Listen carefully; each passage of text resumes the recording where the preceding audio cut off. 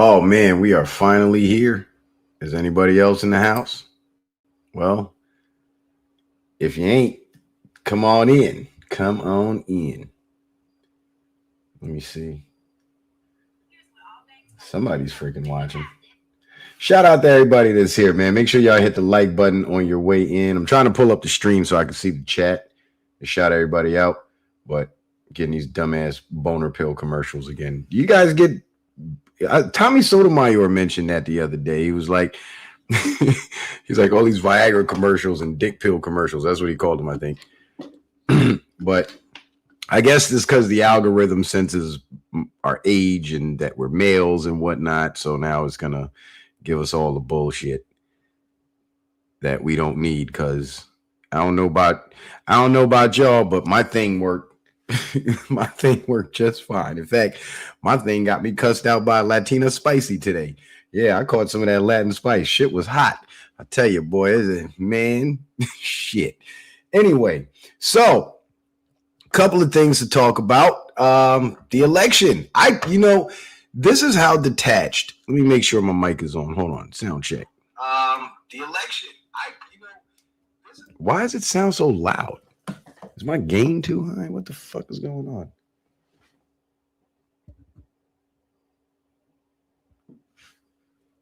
Mic check, mic check. Hold on, I gotta fix the gain.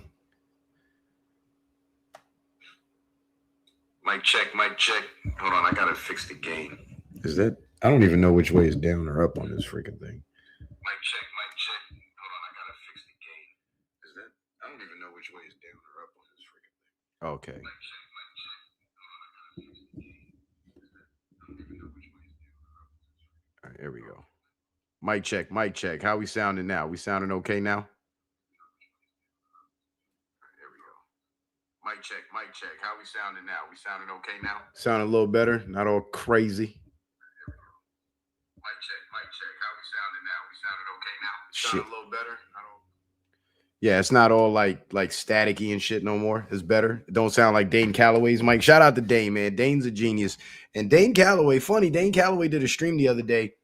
And he was talking about these fake pan goofies like Umar Johnson and them. And he mentioned Tariq Nasheed. And it's funny because he said the exact same thing I said months ago about this whole FBA thing.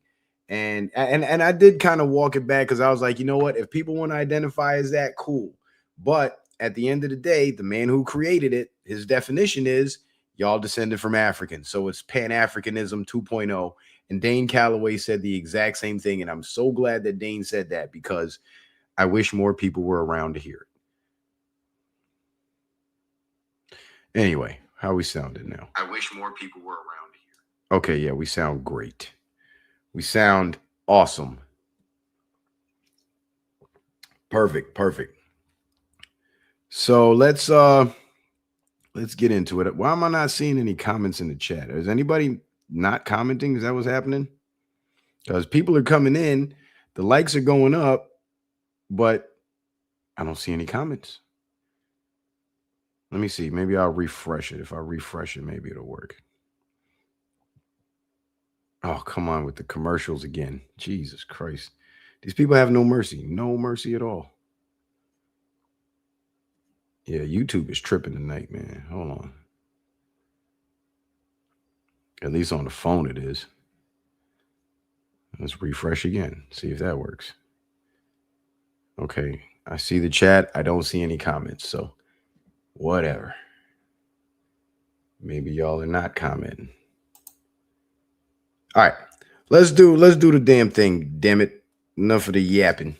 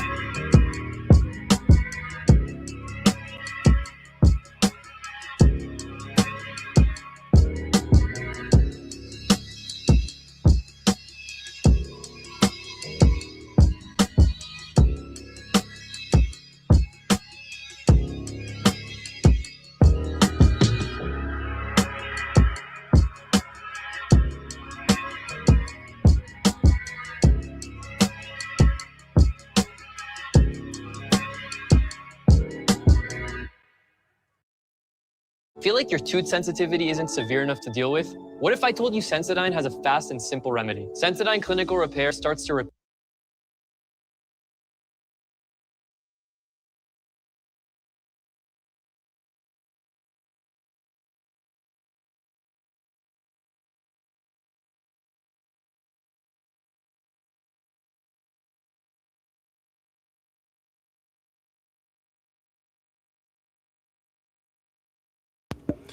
All right.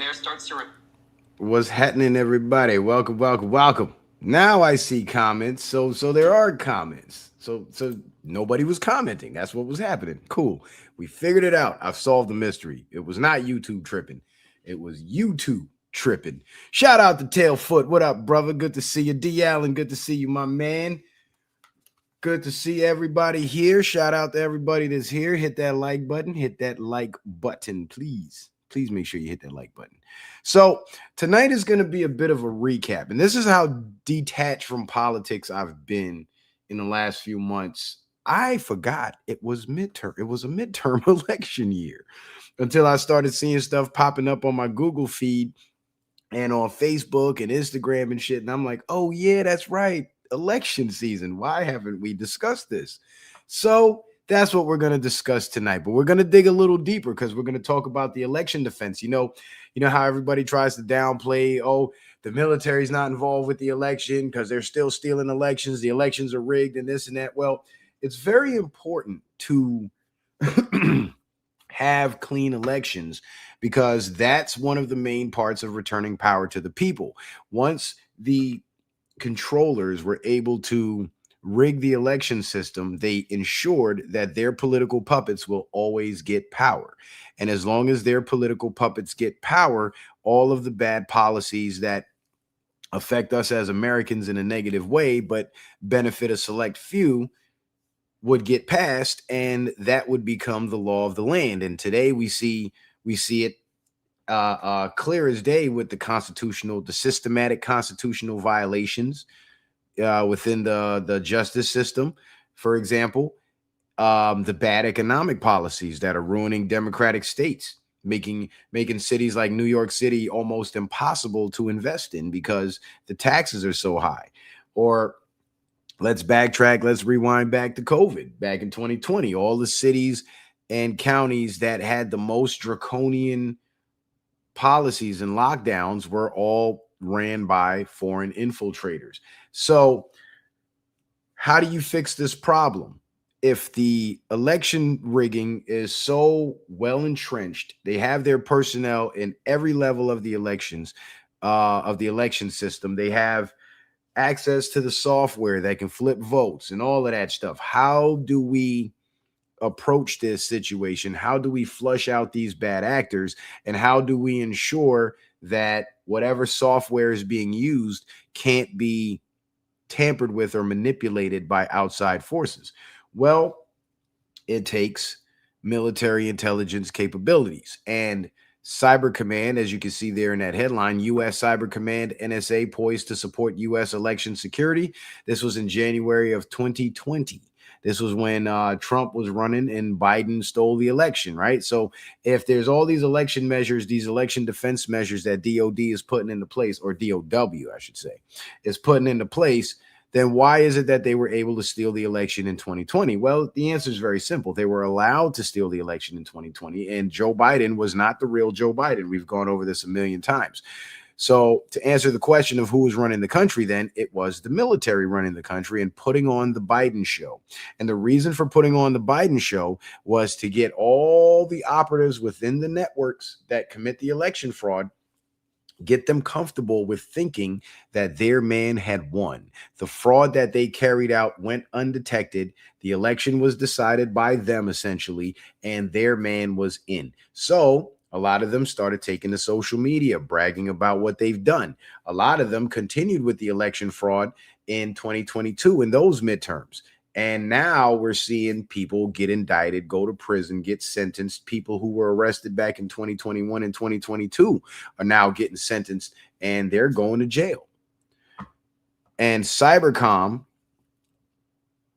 partnered with the NSA was monitoring not only the vote counts from the electronic voting machines, but they were also monitoring communications amongst the people who were counting, who were responsible for counting the votes. So they got the communications and the dialogue between these people confirming what they had done and the level of their involvement. So now you have all the evidence against them, you go after them. And that's what we've been seeing.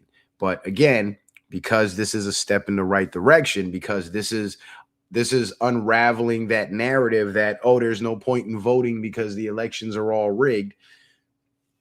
Because this operation or these operations have been dismantling that system, it's also been unraveling that narrative. Because if enough Americans don't show up to vote, it's very easy to rig the elections, introduce fraudulent votes, make it look legitimate, and put in their puppet.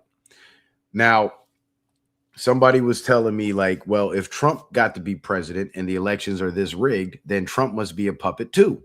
Otherwise, they wouldn't have let it. Surely they wouldn't have let him get in.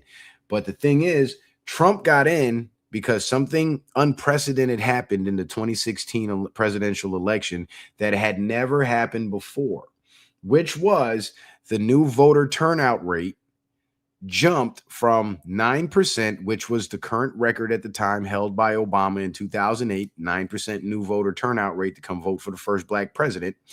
That was the highest voter turnout rate up until Trump. When Trump came in 2016, Trump was able to garner 15%, a 15% new voter turnout rate. So what does that mean, Citizen Man? Well, I'll tell you what that means. What that means is, what's up, A Pouty? What that means is, with the highest voter turnout being 9% under Obama, or because of Obama, the election fraud that the fraudsters had put in place to make sure Hillary won was not enough to override any new voter turnout that was above 9%. So they only accounted for a 9% new voter turnout when they were rigging the election, printing up the fake ballots, collecting the fake names to fill out the fraudulent ballots and all that shit, gathering the people to put them on buses and to drive them around to go vote here in this county and vote again in that county and so on and so forth. They only accounted for a 9% new voter turnout rate. And you translate that into raw numbers in terms of the vote count, that which can be done, and they will know how many fraudulent votes they would need to ensure that Hillary doesn't beat Trump. So the fix was in, and they were so confident that they were going to win that they tried to laugh Trump off the stage, right? You guys remember that. The videos are all over the internet. And Newsweek even published a week before the election their Madam President. I thought that was fun. That took me out when I saw that shit. The Madam President issue of Newsweek with Hillary Clinton on the cover, which they, of course, had to immediately recall after Trump won the election. So when Trump garnered that 15% new voter turnout rate, the new voter turnout rate was a large enough margin to overwhelm the fraud and still render Trump the winner with the most electoral votes. And that was their fatal flaw. And that's when the whole establishment went into panic mode, and they introduced and began to accelerate the Trump hate campaign, along with the censorship campaign, to silence anybody that was debunking the lies that they had started making up about Trump. But it was that new voter turnout rate that overwhelmed the fraud. And this is why people who encourage you not to vote in your own elections in your own country for your own lawmakers are not doing you a service. They're doing you a disservice, especially in your local communities, because the numbers are so much smaller.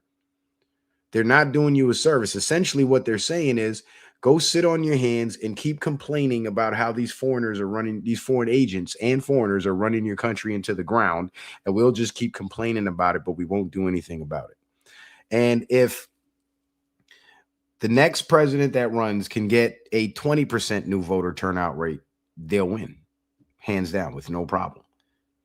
But I myself, I don't advocate for voting because it's your civic duty and all that bullshit. I advocate for voting because The people have political power, but not on an individual level. Our political power is exercised collectively at the ballot box. And if your votes were not important, the controllers, the enemies of the people, would not have found it necessary to rig the elections in the first place. So just the mere fact that they invested all this time, money, energy, personnel into rigging the elections should let you know just how important your votes are. And when you take a look at the people who encourage you not to vote, they're not really political people either. And the funny thing is, a lot of them have bought into the Trump bad narrative too. And you look at them and you think these are guys that are on the side of the people. These are guys that believe in what America should stand for. These are guys that believe in truth. But then they join in with the mainstream media lies, and they side with the mainstream media when it comes to Trump. And I still to this day don't understand how people can't acknowledge or won't acknowledge that blatant inconsistency. It's like, okay, the mainstream media lies about everything, but when it comes to that guy Trump, they're spot on though. Like, really? It almost sounds like the government lies about everything, but when it comes to the globe, Earth, and NASA, they're spot on though. That's what that sounds like. And that's the level of goofy that is, honestly. Because if somebody is really a bad person, there's no need to make up lies about them in order to get the world to believe that they're bad. All you have to do is point out the bad things that they do and say, hey, he did this, he did that. It's documented here, and he's a bad person because he did bad things. That's it. It's that simple. But when you got to pay people to file lawsuits, and you got to pay hookers to come out and say stupid shit, and you got to hire celebrities to write stupid ass jokes on and make comedy, what's supposed to be comic relief, political, and when you got to have like The View and every daytime TV show talking bad about Trump and every mainstream media channel throwing dirt on his name and shit, like you really got to kind of look at it sideways, like take a step back and look at everybody sideways, like, yo, what type of time are y'all on? Like, that doesn't seem the least bit suspicious to you at all? Just saying. But what America really stands for is the will of the people governs the land. And this image right here is a wokey doke favorite. This is what I call it, the wokey doke favorite. They love to show you this image. Let's rotate that fucker one more time. There we go. They love to show you this image and say that's the American flag. It comes from ancient Egypt, and America is ancient Egypt, and blah, blah, blah, blah, blah, blah, blah. Right? And they point out the obelisk and all the Masonic symbolism and all that, mind you, which all came after 1871, the Egyptian stuff. And if you know anything about Freemasonry, there's different factions, different sects, and there's different groups, and they are divided between the ones that want true freedom for the people and the ones that are tightly controlled. It's not just one big blanket group. Just like any group, there's disagreements in every group. But the civil war within our government, it also spills over into the secret society in the form of a Masonic war, where you have the American Masons that believe in constitutional law and governance by the people, and you have the international Masons that believe in the monarchy and governance by an oligarchy. That's essentially what it is. But Betsy Ross, when she created the American flag design, this was the image that she referenced from ancient Egypt. And even on Google will tell you that this is the image that Betsy Ross used to create the American flag. And how she did it was very simple. That's the king, the monarch. That's the throne, right? You flip the throne upside down. And what do you have? The king is now overthrown. You turn the throne over. And that looks more like the American flag to me. So when people say the flag represents freedom, or it's the flag of freedom, and this is what America stands for, what America represents, that's the literal interpretation of the image that inspired the flag. Overthrowing of the king, and the people rule over the king rather than the king rule over the people. The people govern the land. And our election process is the means by which the people are supposed to have the right to elect their representatives to represent them in the lawmaking process. But when you have foreign enemies putting their puppets in and rigging the elections and defrauding the American people of their votes, we have a full-scale infiltration, and we are dealing with a full-scale invasion of sorts that has taken years and billions of dollars and thousands of man hours of labor to not only expose, but begin to expunge. But don't fall for the wokey doke. Whatever you do, do not fall for the wokey doke. Because the wokey dokes don't know shit about politics. You ask them to name the 5 levels of government that rules over them, and they can't name it. So how can you begin to take political advice from somebody that's that ignorant? Like, these are the levels, literally the levels of government that rule over you, that tell you what to do with yourself day to day. You can't name them. And for those of you who would like to know what those 5 levels are, let's go through it. We have federal government, we have state government, we have county. So federal government is made up of representatives from all over the states, from all the states all around the country, of course. State government is representatives from all the counties all over the state. County government, representatives from cities all over the county. And then city governments, representatives from enclaves or districts all over the city. Those are 4, right? Federal, state, county, city. So what's the 5th one? That's the hardest one everybody misses. The 5th one would be your property owners. That would be your landlords, your homeowners associations. That's why they can put a lien on your house if you violate their rules. Excuse me. Or if you live in an apartment complex, your property management. That's your 5th level of government. And that's basic civics 101, but they don't teach us that in school because they want us to stay politically ignorant, because you see how effective that political ignorance how not effective. What's the word I'm looking for? You see how useful that political ignorance is when it comes to the whole anti-Trump campaign. And again, the reason why they hate Trump so much, or another one of the reasons why they hate Trump so much, is because he's undermining all of their systems, including their system of political control, which is the rigged elections, hence the election defense. And of course, people will try to tell you, oh, that's conspiracy theory that the military is involved in elections. Well, it's not conspiracy theory. In fact, it's actually documented fact. Actual facts. Now, one of the biggest points of contention when it comes to Trump is Operation Warp Speed, right? Would you guys agree? Okay. Operation Warp Speed. Now, you remember when COVID started? It started in 2020, right?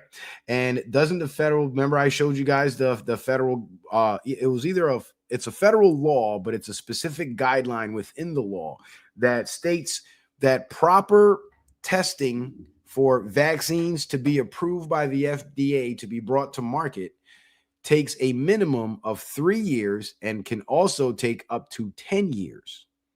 Right? So let's go with the 3-year minimum. COVID started in 2020. And this chart right here, I got from the World Economic Forum, and it shows you all the mutated strains of the COVID virus that they were going to plan to release to the public, not actually release the virus, but put out the news story that the viruses are spreading. And there's Epsilon, Delta, Theta, Kappa, Mu virus, new virus, Omicron. And you guys remember hearing about these virus strains circulating around, right? So that, and this chart came out in 2021 before they started talking about the new virus strains that were coming out. But look here at the bottom. It's supposed to run into 2023. So 2020 to 2023 is exactly 3 years. So had Trump not done Operation Warp Speed, this is the timeline that we would have been dealing with the pandemic. Now imagine All those businesses shut down for 3 whole years. People not paying rent for 3 whole years. Imagine the economic disaster that would have caused. So what Operation Warp Speed did was it forced the vaccine companies to put out the vaccine in 12 months rather than 3 years, because their narrative is the vaccine is the magical cure. And once we have a vaccine, we could reopen businesses, reopen schools, and end the lockdowns. That was what they wanted. So Trump gave them their vaccine a lot faster than they planned to get it. And he did this by essentially bribing the vaccine companies with the federal funding with the stipulation attached, with strings attached. And one of those strings, the main thread in those strings, was the fact that they had to produce this vaccine within 12 months. And that's exactly what they did. And it torpedoed their entire plan because they had no choice but to start lifting the lockdowns and reopening the businesses and liberating the cities and the counties by 2021, by late 2021, early 2022. Which means they were not able to drag the pandemic out for 3 years. And then they put out the vaccine, but they couldn't mandate it because it was experimental under the emergency use authorization, right? And so they relied, the controllers, the infiltrators within the government, of course, they relied on their corporate buddies because, you know, they all traveled to Epstein's Island together and all that good shit. So they relied on their corporate buddies in the private sector who hired millions and millions of Americans to work for them to earn a living, to force vaccinate their employees, or they couldn't keep their jobs. So in came the employer mandate, because that was the only way that they could force this bioweapon on the masses. But because, again, the vaccine was still experimental, it was illegal for those businesses to do that.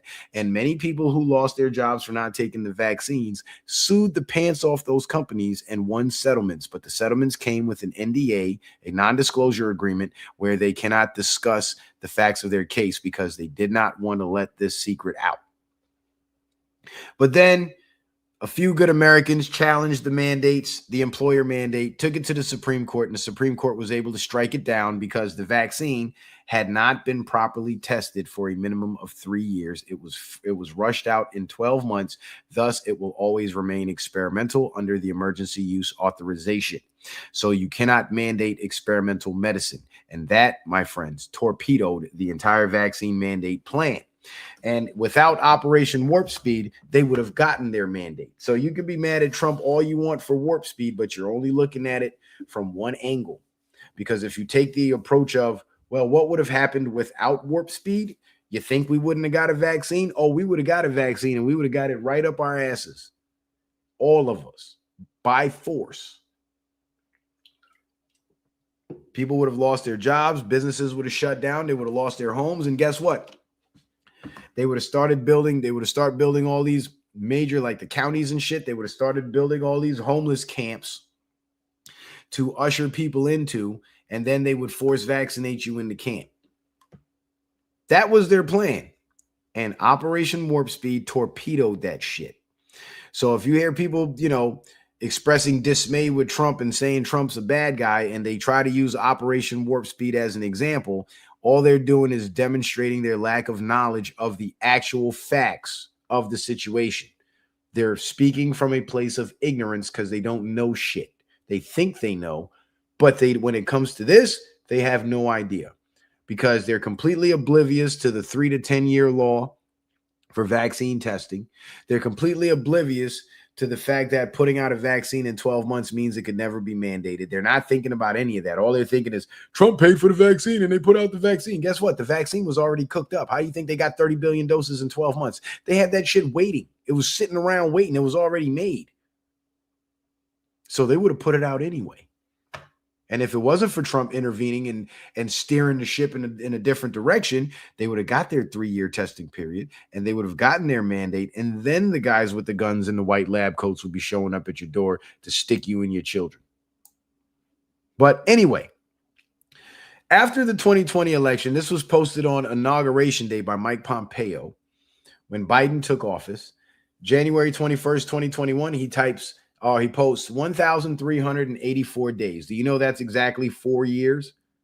So what Mike Pompeo was conveying to the American people was, we got 4 years of this operation before it concludes and Trump comes back in the public eye.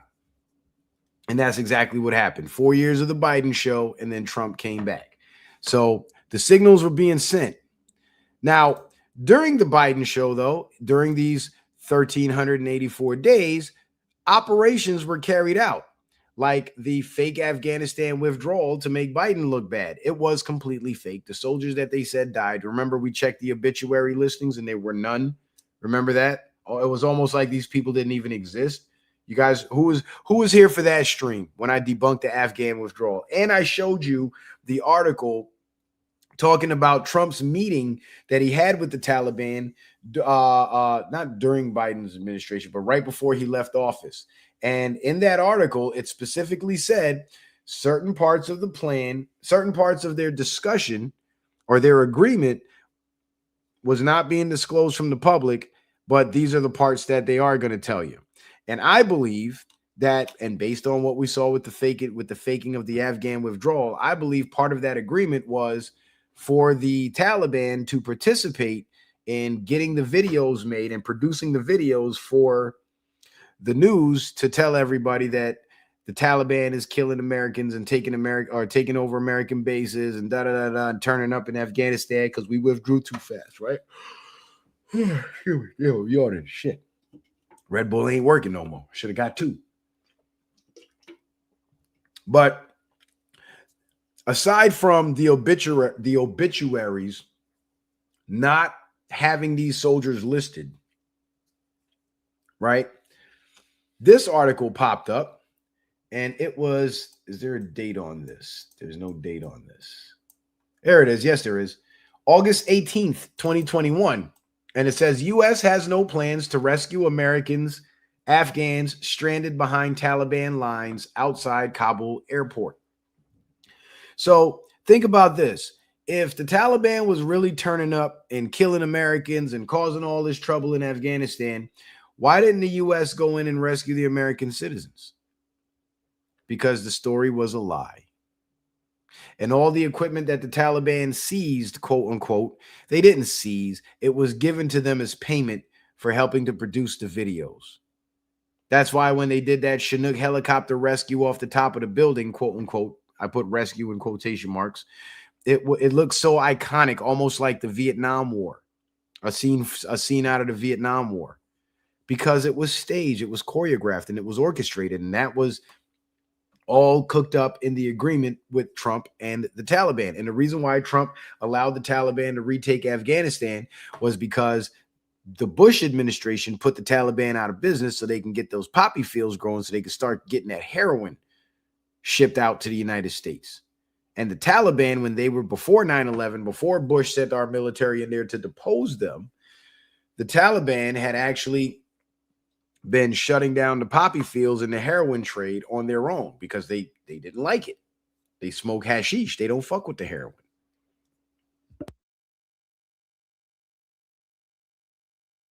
So Trump put the Taliban back in power so they can deal with that situation. And he did it in such a way that it made Biden look like a fool because as the American soldiers withdrew, the Taliban then made the videos of them turning up. And that video of everybody running on a runway while that plane was like about to take off or whatever, yeah, that video is fake too. And if you go watch the stream, the fake Afghanistan withdrawal stream, you will see it. I show it in detail because I don't just get on here and say shit. I show everything I say. So, of course, if what was happening in the news was actually happening, this would have never been said. So there's another indicator. Aside from the soldiers' names not existing in any obituaries anywhere, there's this. And then there was another one where the mother of one of the so-called soldiers that got killed called into a radio show. And I believe this was done on purpose because anybody that knows anything about military death notifications, they come at a certain time. And I think that time is between the hours of 5 a.m. and midnight, if I'm not mistaken. But this woman claimed to be the mother of one of the slain service members, calls into a radio show and said she got the 2 guys showed up at her door with the flag and the death notification of her child. at 4 a.m., which is outside the window of notification times, which was another telltale sign. And anybody who's in the military would have known this. It's another telltale sign that this situation was being staged. And I believe that call was made on purpose, and that faulty information was given on purpose for those who are able to figure it out because they know what they know to figure it out. And when you couple that with everything else, we now know, or we can now deduce that whole Afghanistan withdrawal situation was staged. Now, speaking of military action, Trump claims greatest invasion in history happening at southern border. And of course, this was during his 2024 campaign when he was saying he's going to use the military against the illegals. And the fact that he won the 2024 election is very indicative of the DoD operations being successful. But notice Trump kept using the word invasion when he referenced the illegals, right? The illegal aliens, the border jumpers. And the word invasion was being used specifically because it's a military term. An invasion is a military offensive of combatants of one geopolitical entity, usually in large numbers, entering territory controlled by another similar entity, often involving acts of aggression. Generally, invasions have objectives of conquering, liberating, or reestablishing control or authority over a territory, forcing the partition of a country, altering the established government, or gaining concessions from said government, or a combination thereof. An invasion can be the cause of a war, be a part of a larger strategy to end war, or it can constitute an entire war itself. Due to the large scale of the operations associated with invasions, they are usually strategic in planning and execution. So the word invasion is being used by Trump because it's a specific military term. And he's using that terminology to let, again, those of us who know that the military is involved in these operations. And because the Zionist regime, the Israeli Mossad, were sending sleeper cells over here, the military had to be used to combat them. And that's why when ICE was doing the raids, they were all dressed up in militaristic uniforms and carrying automatic weapons, because a lot of the stash houses they found were they contained large caches of weapons, military grade weapons, explosives, RPGs, all that type of shit. So there was definitely nefarious actors amongst the illegal aliens that were well armed and capable of committing mass casualty events if the order was to be given. So military force was needed, because now we're dealing with foreign nationals on U.S. soil here for nefarious reasons with the intent of doing harm to Americans. So it is an invasion. Space Force takes over all military satellite communications.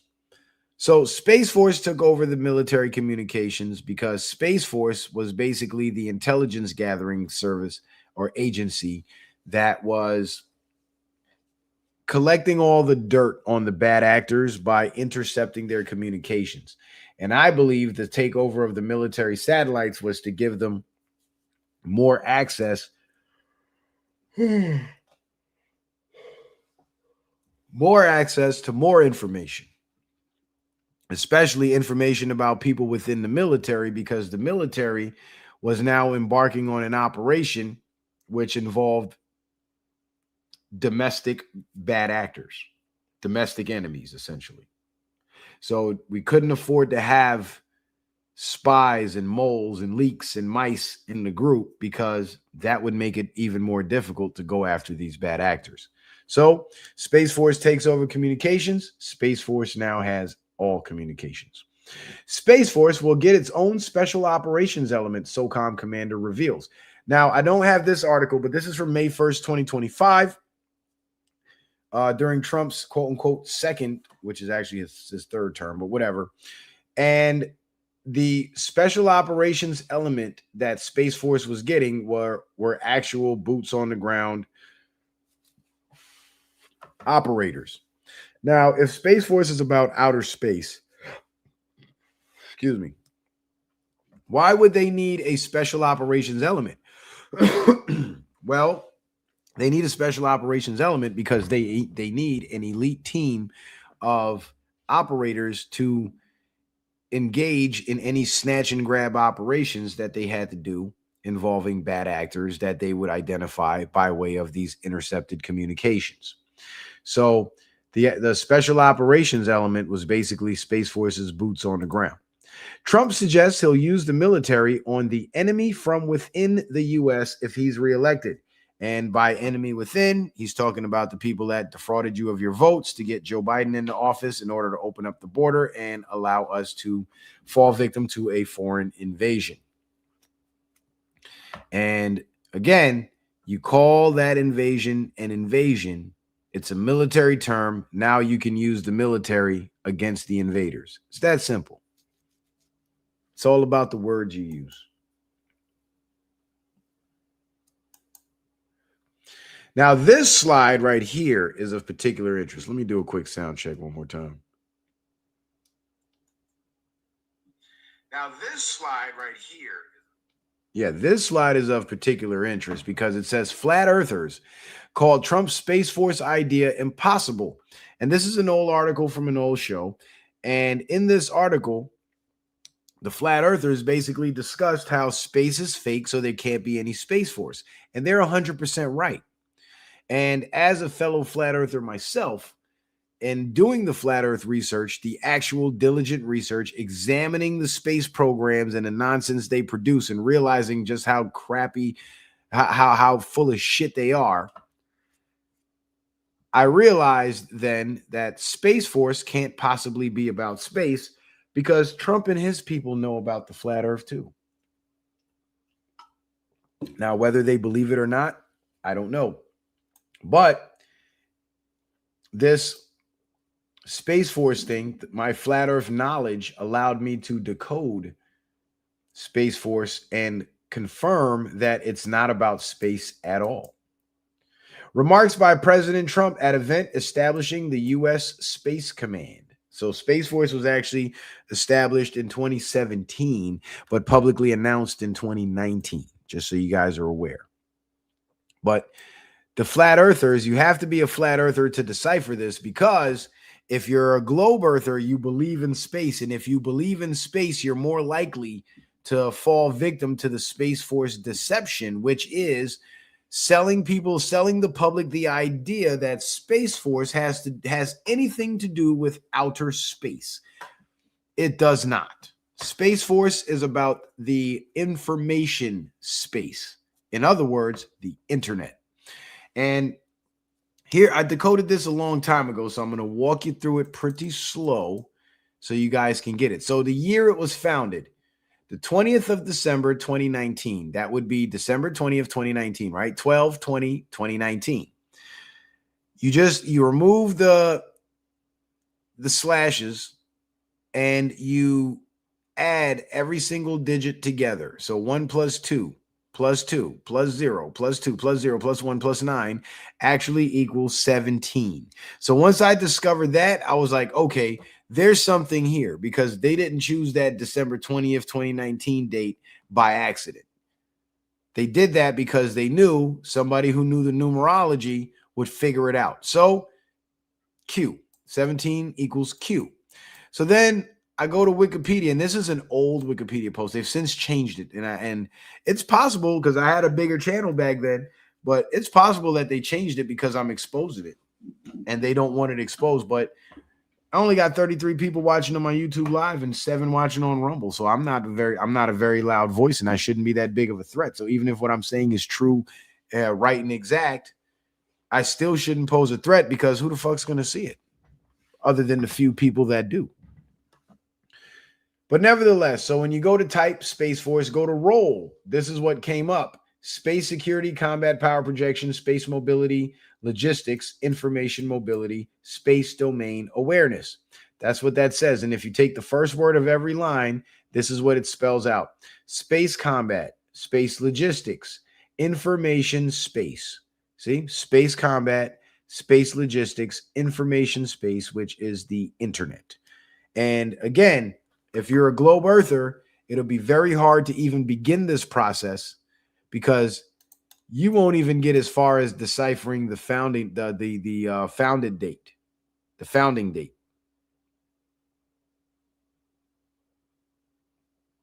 Because you'll automatically be of the belief that Space Force actually is about space. It's not. It's not. Now, another thing, speaking of Q, another thing that we heard from Q a lot is nothing can stop what is coming, right? NCSWIC. And this is the ADL, the Anti-Defamation League, one of those Trump-hating small hat organizations. And this is what they had to say about NCSWIC. NCSWIC, shorthand for nothing can stop what is coming, is a QAnon phrase signaling belief that the deep state and its collaborators will soon be arrested as it is inevitable, right? So this is what the ADL says. But let's see what the government says about NCSWIC. Because remember, the ADL is not the government. They're just another one of those small hat organizations that's here to sell racism and the seeds of division. That's all they're there to do. But check this out. NCSWIC. Established by who? The Department of Homeland Security. Established by the Department of Homeland Security's DHS Cybersecurity and Infrastructure Security Agency, CISA. In July 2010, the National Council of Statewide Interoperability Coordinators supports statewide interoperability coordinators, SWIC, from the 56 states and territories by developing products and services to assist them with leveraging their relationships, professional knowledge, and experience with public safety partners involved in interoperable communications at all levels of government. So NCSWIC is basically a collaborative program between the feds and state government, state police or whatever. But here is CISA.gov. So this is actually a government website. Remember, the Anti-Defamation League told you NCSWIC just means nothing can stop what is coming. It's silly QAnon stuff. But why did they tell you that? Oh, it's also mentioned on CISA.gov, the government website. Why didn't they say that? Because it actually is. SafeCom, home, about, resources, NCSWIC, right there in underlined in bright red on CISA.gov, government website.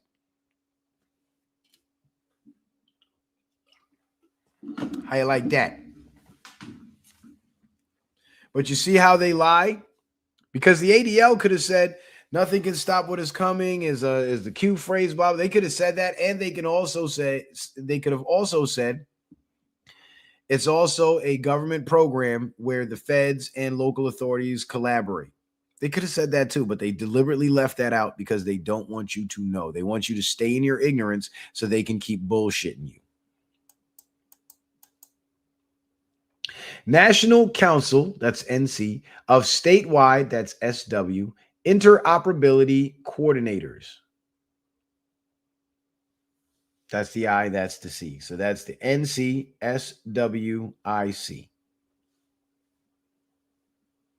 So this is a government program. It's not just some QAnon fiction. It's an actual program. And if it's a collaborative effort between state and local law enforcement and authorities, then that means that people are going to go to jail for election fraud. More people.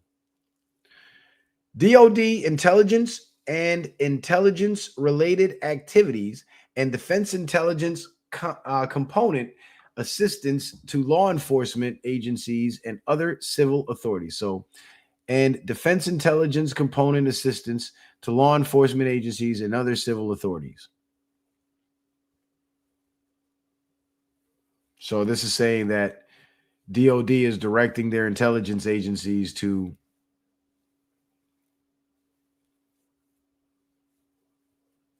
I guess send it. I don't know. Other civil authorities. So this is just basically the DoD Directive 524. What the fuck just happened?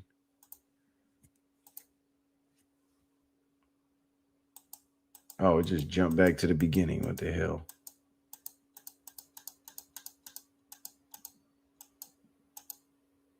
Yeah, DoD Directive 5240.01, which basically establishes the NCSWIC. You see how they play us? Now, General Milley, Trump has had strong words about General Milley, and I'm not too sure about General Milley, but I do know that he played his part during COVID. General Mark Milley says the military plays no role in elections. This was on October 11th, 2020, just about a month before the 2020 election was stolen. But notice he's got the gag on, right? His mouth is covered as he's saying this. That's because covering your mouth while talking can have multiple meanings, including nervousness, insecurity, protecting yourself, lying, concealing doubt. Well, if he's saying this and the military is saying otherwise, obviously he's lying. And that's the symbolism in the mask. But after he says that, or before he says that, U.S. Department of Defense, which General Milley is a United States military general, so he should be familiar with the Department of Defense website. So as he lies in October and says the military plays no role in elections, back in February of 2020, on the Department of Defense website itself, it says DoD has enduring role in election defense. So make that make sense, General Milley. Oh, right, you were lying. Because the military not only has a role, but an enduring role. You know what enduring means? It means they're in it for the long haul. And they've been working at it since 2017. It's now 2026, y'all. What's that, 9 years? That's what you call an enduring role, because they're enduring a long time span.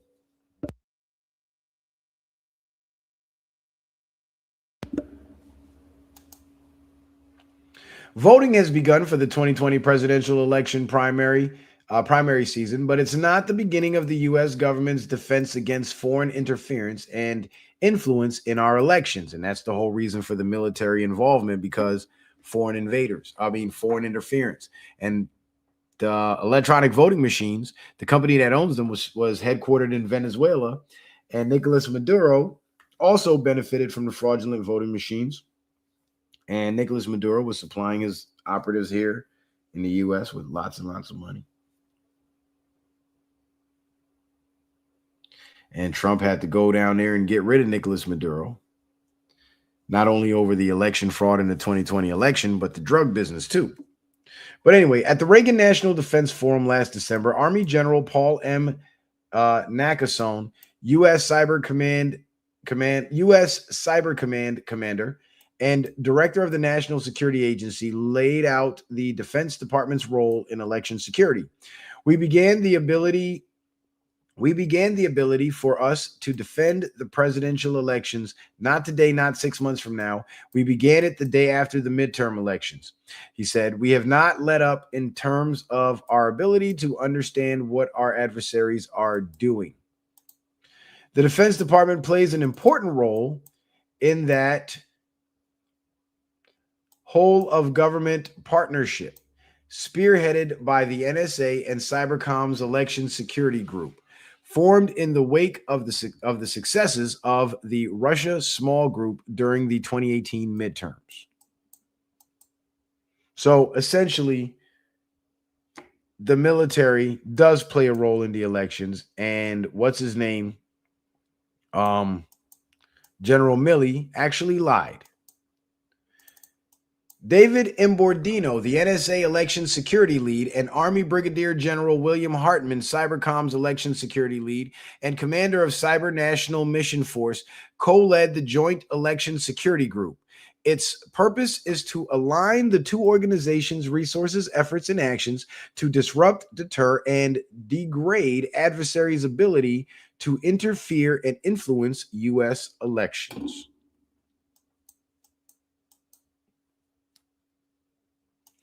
The biggest success out of 2018 wasn't the 2018 midterms, Hartman said.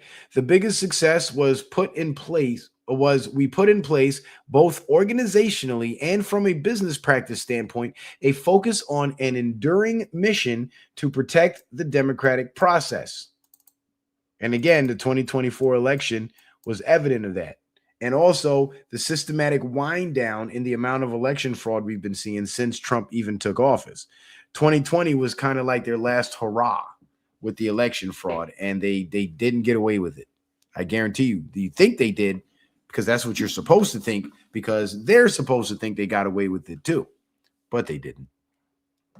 The election security group's primary objectives are to generate insights on foreign adversaries that lead to improved cyber defenses and to impose cost on countries that seek to interfere. It directly supports partners such as the Department of Homeland Security and the FBI by collecting, declassifying, and sharing vital information to enable agencies' efforts in election security. And never under any president have we had DoD getting involved in any elections. But Trump got DoD involved in the elections because Trump was well aware, as we all are, of just how badly rigged our election system is. And 2020 was proof of that, because nobody fucking voted for Joe Biden.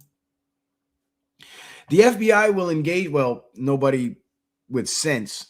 The FBI will engage with social media companies, Imbordino said, that the information can enable a social media company to then use their platform where they have very unique insights that we don't have to mitigate and potentially unravel malicious social media influence campaigns. When the NSA and Cybercom see a cyber attack happening against a certain victim, they communicate that information to appropriate government offices, which in turn work with private sector partners to provide notification and enable future cyber defense. We look at, adversary meddling in an election on two different fronts. One is covert influence, and then there's interference, Imbordino said. For interference, what we're talking about is an adversary trying to go change a vote total, targeting the election infrastructure, voter rolls. Influence is more of the social media component of trying to influence public opinion. Right, that's the campaigns, right? It's not enough to just know and understand what our adversaries are doing, he continued. The nation expects us to do something about it. Enabling our partners with the right information at the right classification level, they need to take action to defend our democracy against these threats is essential and allows all of the tools of the government to be employed in this fight. And what are they fighting for again? Oh, right. Free and fair elections. That's what they're fighting for. And I think it's a fight worth having, because if the people don't have the right to choose their own representatives to govern their country, the people are enslaved.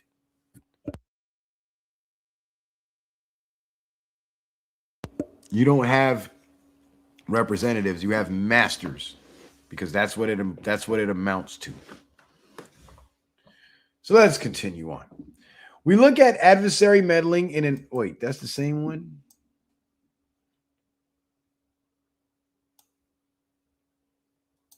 Yeah, that is the same one. Why is it labeled twice?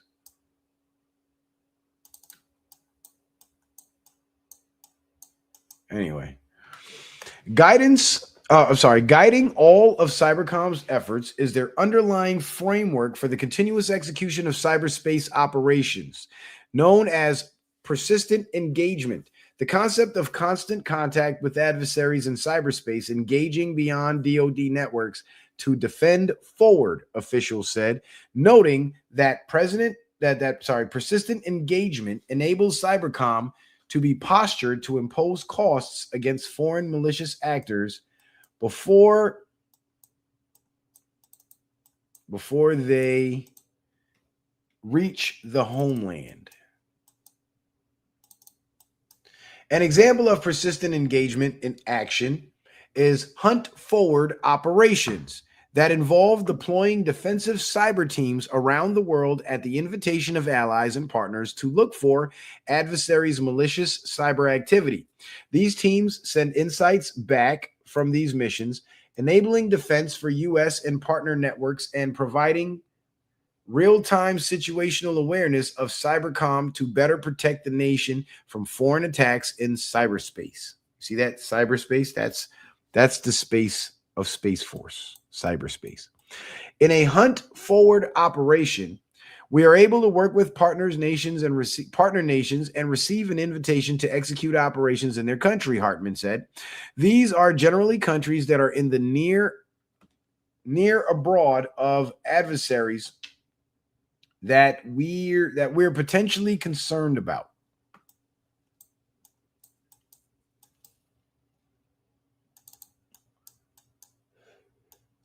Hunt forward operations produce detailed information identifying risks and threats to critical infrastructure, networks, and data. These insights will enable the U.S. to detect and defend against potential cyber threats to the upcoming 2020 elections, he explained. If malware is discovered on hunt forward operations, Cybercom can publicize malicious software through antivirus portals, imposing costs of time, money, and access on the adversary.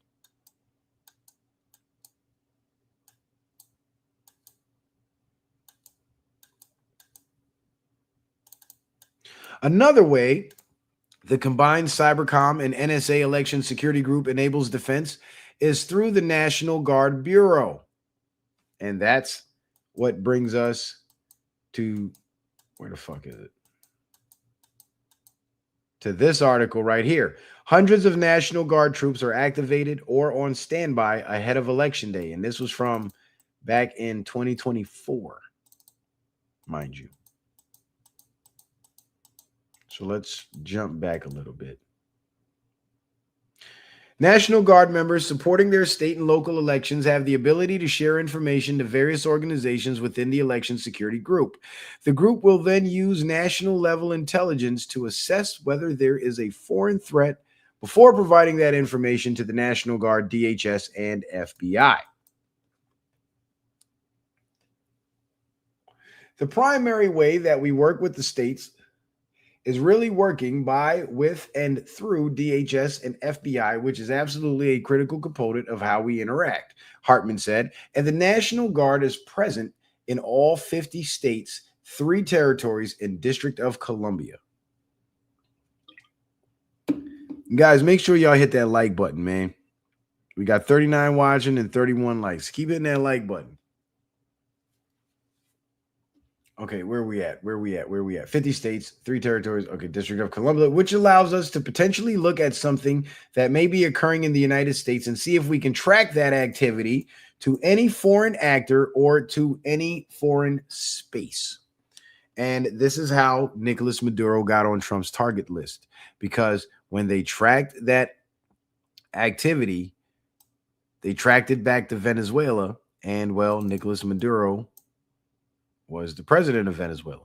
So it was his responsibility to see that that didn't happen. But the fact that he was allowing it to happen made him culpable. As election security continues to be an enduring mission of the DoD, national security officials stress the importance of allowing Americans to exercise their right to vote. A vote cast is a vote counted. And that's what it's all about. The people being able to freely exercise their political power collectively through their votes. Because when you have an election system where votes are being stolen or flipped, people are being robbed of their fundamental right, their fundamental constitutional right to elect their own representatives. U.S. Cyber Command, NSA, poised to support U.S. election security. And this is from 2020. So we have a track record here from these articles going from 2020 or 2019 all the way up to 2025, damn near. But this is the article that I really wanted you guys to see. This one right here. Shit, one more page.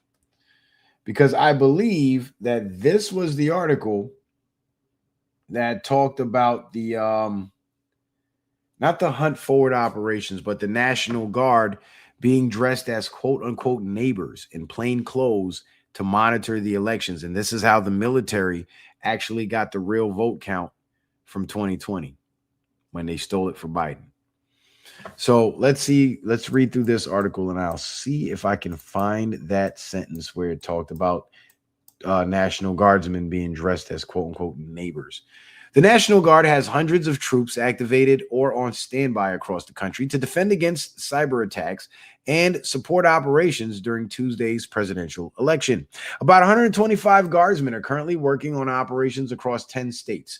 More states and Washington, D.C. have put units on standby and plan to activate them on Tuesday or later in the week, increasing the total number of Guardsmen to roughly 250 total, according to a defense official.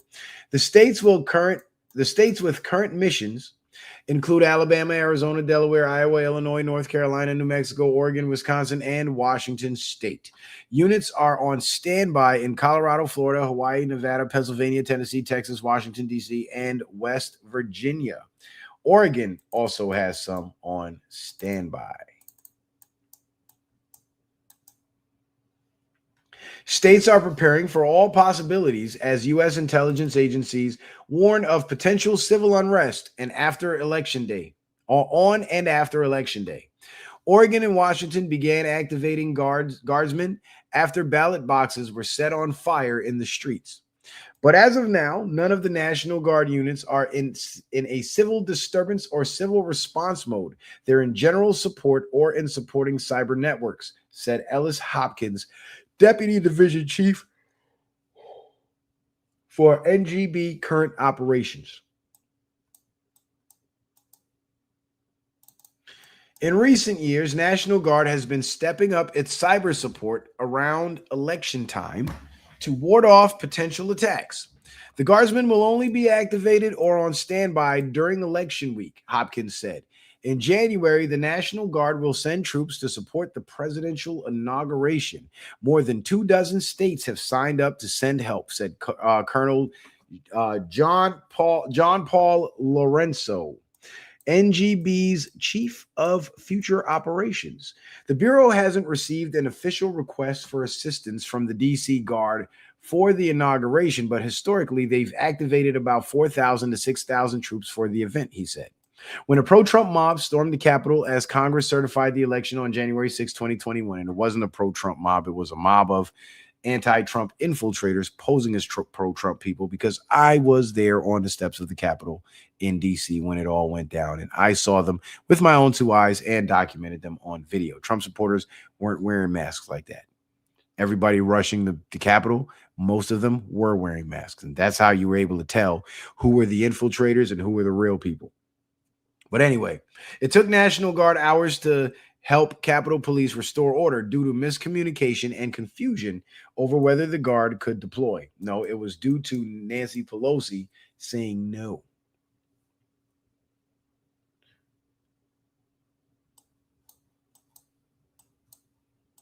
Okay, so that's 45, so we got to go to 46. There we go. Lawrence said the Guard still hasn't planned for the rules of the use of force in 2025 because they haven't received the request for assistance yet, which will dictate what they're able to do. One of the things we'll do is publish that rule on the use of force to all our soldiers, and that's one of the key training that they will go through as they make their way into DC. But the number one thing is that part of that rules on the use of force is that this is a civilian supported mission. And so when you start talking about what you're able to do and where, it really is very important to us that we understand that, and that's what we'll understand and adhere specifically to that, he said. Okay, so this isn't the article where it talks about the National Guard being dressed as neighbors. So it must be this article right here. And this one's a little bit longer, but I think this is the one right here. So NSA, and this is from NSA CSS, NSA Cybercom U.S. Cybercom NSA poised to support U.S. elections. So let's see. I think this might be the one because I think it was Cybercom. They were Cybercom guys from the Cybercom unit that were dressed as neighbors. I just have to read the fucking article. But anyway, let's read the article. Guys, make sure you hit that like button. Hit that like button. And if you'd like to donate to the show, you can do so via Cash App, PayPal, or Venmo. So shout out to anybody that has supported the show, will support the show. Appreciate y'all showing love to the show. All right. Give me a second. I was checking the Cash App to make sure everything was diddly dandy. All right, so let's read this article.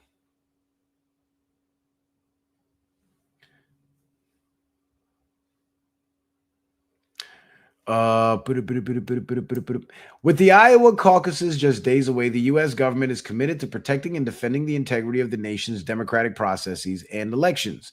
That was the message from U.S. Cyber Commander Brigadier General William Hartman and NSA's David M. Bordino, the co-leads of command and agency's Joint Election Security Group.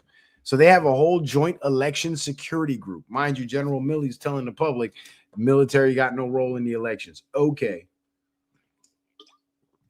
Millie. During a panel Tuesday, it says, we have a responsibility to do our part to ensure we understand how to secure our own democratic process based on best info we can possibly produce, said Hartman, who leads U.S. Cybercom's Cyber National Mission Force, CNMF. Clown ass motherfuckers. No, I'm just kidding. Which plans on conducting cyber operations aimed at disrupting adversaries. Okay. Both officials touted the partnering roles U.S. Cybercom and NSA play to support the government's efforts to secure and defend U.S. elections during a panel at Dreamport, U.S. Cybercom's Unclassified Innovation and Collaboration Center for public-private partners to work on cyber-related projects. The event was hosted by the University of Southern California's Election Cybersecurity Initiative and moderated by Department of Defense Press Secretary Alyssa Farah. Both leaders reminded the audience that the first line of defense for democracy's security begins with each constituent. Events like today's occur because the private sector recognized this is an issue, said Bordino, who highlighted the intrinsic value of public-private partnerships in this effort. Public recognition is a huge first step, he said. And Bordino talked about how NSA generates vital insights and shares them with partner agencies like DHS and FBI, who are lead agencies in the defense of U.S. elections. So DHS and the FBI is involved in election defense too. So it ain't just DoD. Interesting. I didn't catch that in the first article. I mean, the first time around when I reported on this article. So we're just kind of circling back. Bordino also explained that while the agency isn't often the face of engagement with the private sector, it does enable interagency partners that are. Each agency takes NSA's shared information to at-risk social media and other private companies, which enable all entities to combat malicious activities the adversary may be undertaking. Damn, this Red Bull's wearing off quick. Hartman noted U.S. Cybercom's offensive posture was just as important as its ability to deliver effect in response to the adversary's destructive activities. This includes hunt forward operations, which we just read about, conducted by CNMF's highly skilled military members. Hunt forward missions are oftentimes directly informed by the information NSA collects as part of its foreign signals intelligence mission. We're able to work with partner nations and receive invites to execute operations in their countries, explained Hartman, who said that the small units are deployed to broker access to networks the adversary has infiltrated. Vital insights gained from these missions greatly inform the USG's efforts to safeguard the nation's infrastructure. And again, Part of safeguarding that infrastructure and safeguarding the elections is monitoring the people working at the election, working at the polls, and reporting on the people who are violating the law, violating people's rights, and committing election fraud. And then, of course, DHS, DOJ, FBI, everybody get involved. They start running their investigations, and then next thing you know, bam, indictments. At the end of, we saw the indictments. At the end of the panel, both Hartman and Imbordino echoed in one voice that success in defending the 2020 elections depends in large part on the same interagency partnerships that successfully secured the 2018 elections. We are laser focused on any foreign adversaries trying to interfere with our election process, Hartman said. This is the first of many forums USC's Election Cybersecurity Initiative plans to host around the country. The nonpartisan independent project aims to inform and protect campaigns and elections, and the plan to visit all 50 states before November 2020. Our goal is to take a complicated issue like election cybersecurity and translate it to better inform the people, candidates, and campaigns about how to mitigate and defend against risks, said Justin Griffin, the managing director of USC's Election Cybersecurity Initiative. Our candidate is democracy. Okay, so unfortunately, and I really hate this, but none of these articles were the ones that mentioned the National Guard guarding the posts, the polling stations, dressed as neighbors. And there was a very specific line in one of these articles where it discussed that. But let me see. I'm going to pull it up on my phone and see if I can Google it.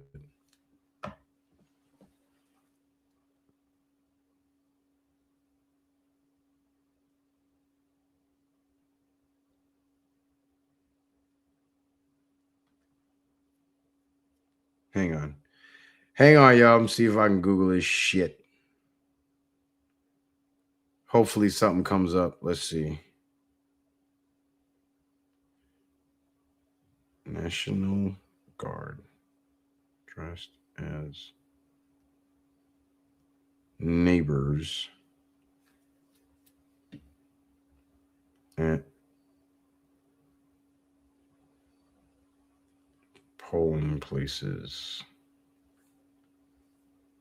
Okay, so I'm searching Google. It says National Guard dressed as neighbors at polling places, and I want to see what comes up.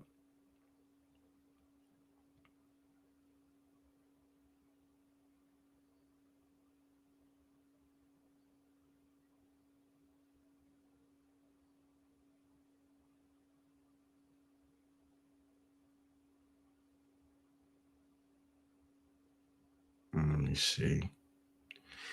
National Guard.mil. National Guard will support election in multiple states. Let me see if I could find something on this article. And in the meantime, I'll turn on the camera so you guys can witness greatness. You guys can witness greatness. Hey, I'm growing my hair back too. How about it?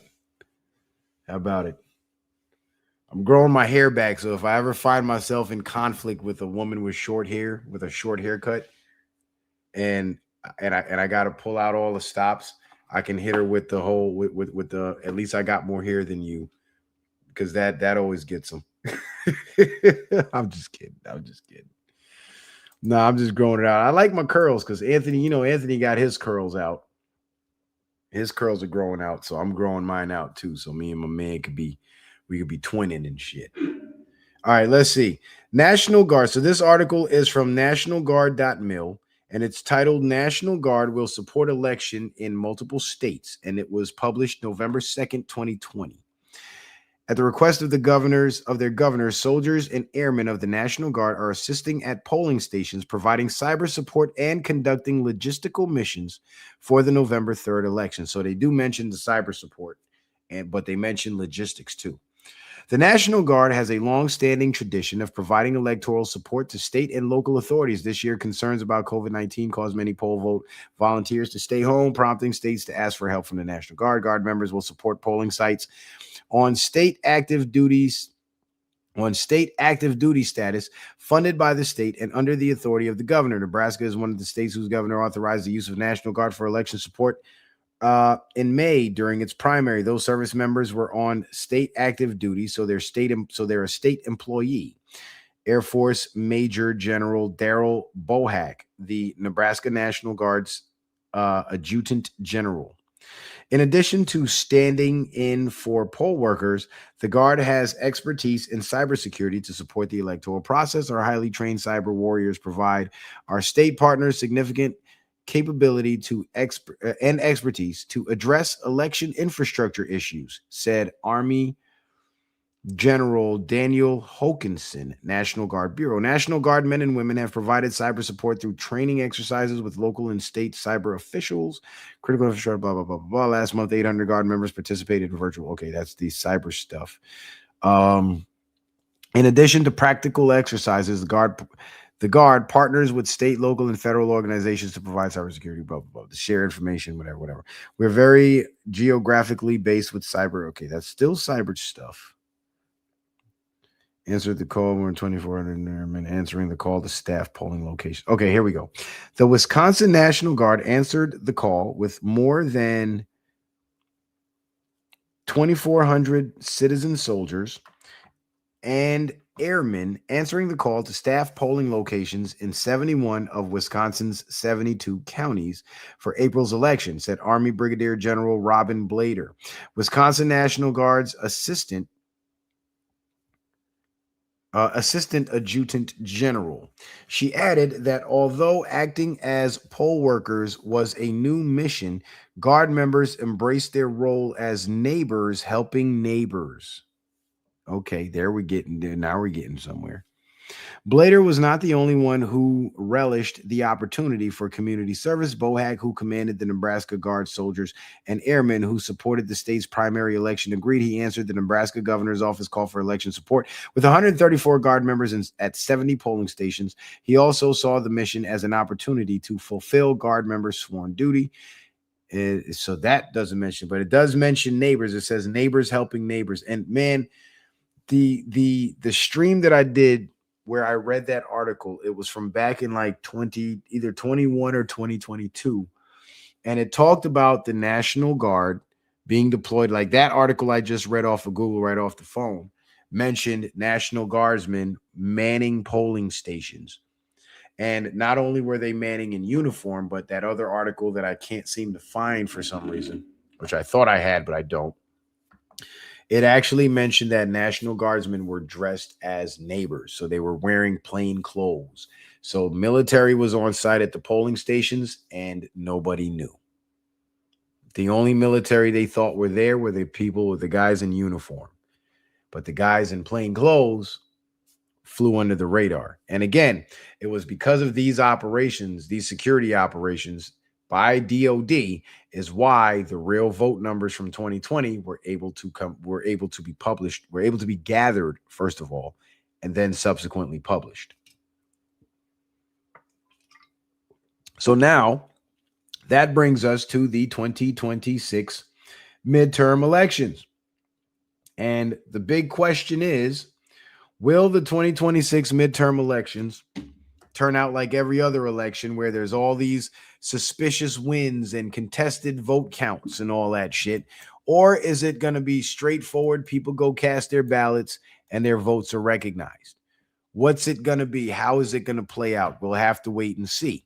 And that's why I titled the show as a question.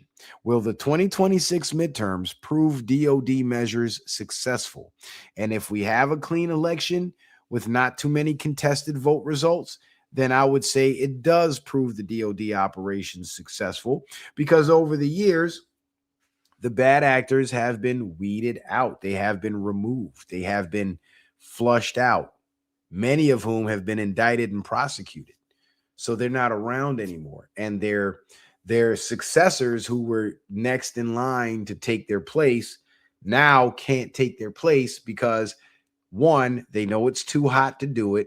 And two, they're simply afraid. They're afraid of the consequences. They're afraid that what happened to their predecessors may possibly happen to them.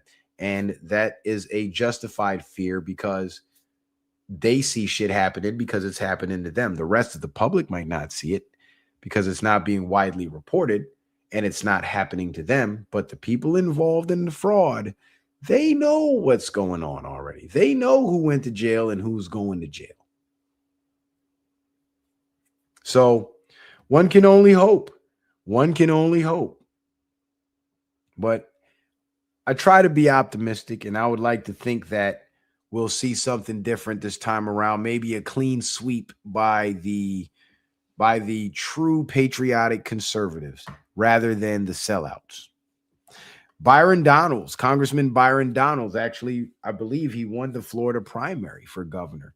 And that's huge, because if Byron Donalds wins the governor race for Florida, I believe he will become the first black governor in U.S. history. Would he not? Or am I wrong about that? Jason M. Schmidt says, Citizen Man, I promise I won't talk mess unless you go full lace front one day on the hairline.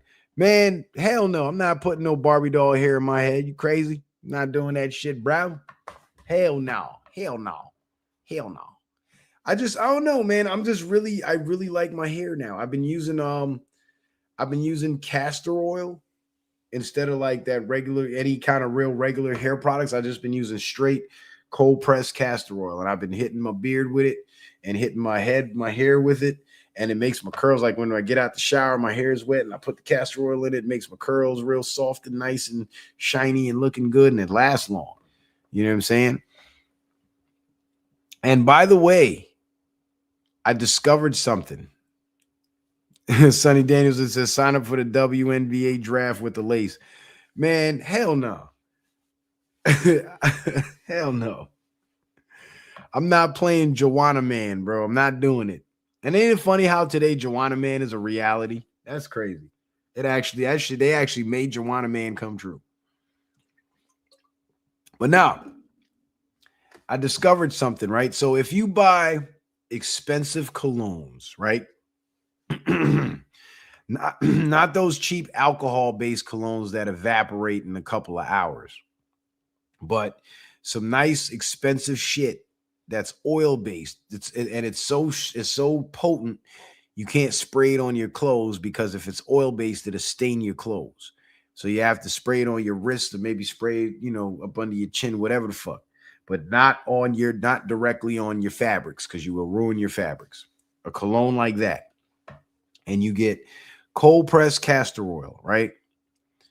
And you take a little bit of the castor oil into the palm of your hand, and you spray the cologne in it until it becomes like maybe a 60-40 mixture, right? 60% oil, 40% cologne, maybe even 70-30 if the cologne is strong enough. And you mix it up with the castor oil, because the castor oil has no smell, but the cologne has a smell, and it's oil-based. So it mixes homogeneously with the castor oil, right? Then you take that castor oil and you rub it on your skin. It'll leave you a little shiny for a little while, but the shine will go away. Or you can take a towel and kind of wipe some of the shine off, and you'll be moisturized. And the scent, because the cologne is oil-based, the scent will stick to the oil and you will smell amazing for hours. Yeah, true shit. True shit.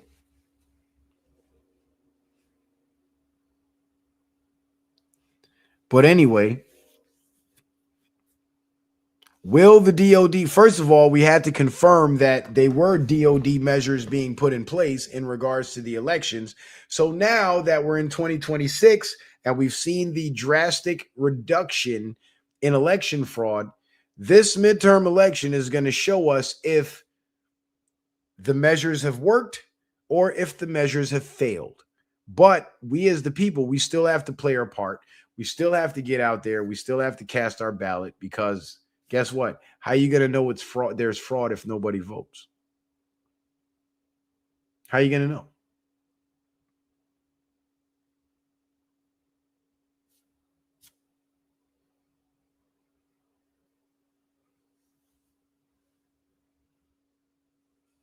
Jason M. Schmidt says that's that real high price cologne. Now, Jason, That is true, but you can find oil-based colognes that are like really, really good for like $100 and under. You just got to go to the right place. Like if you know people that specialize in selling fragrances, you go talk to them. They'll put you on to some shit.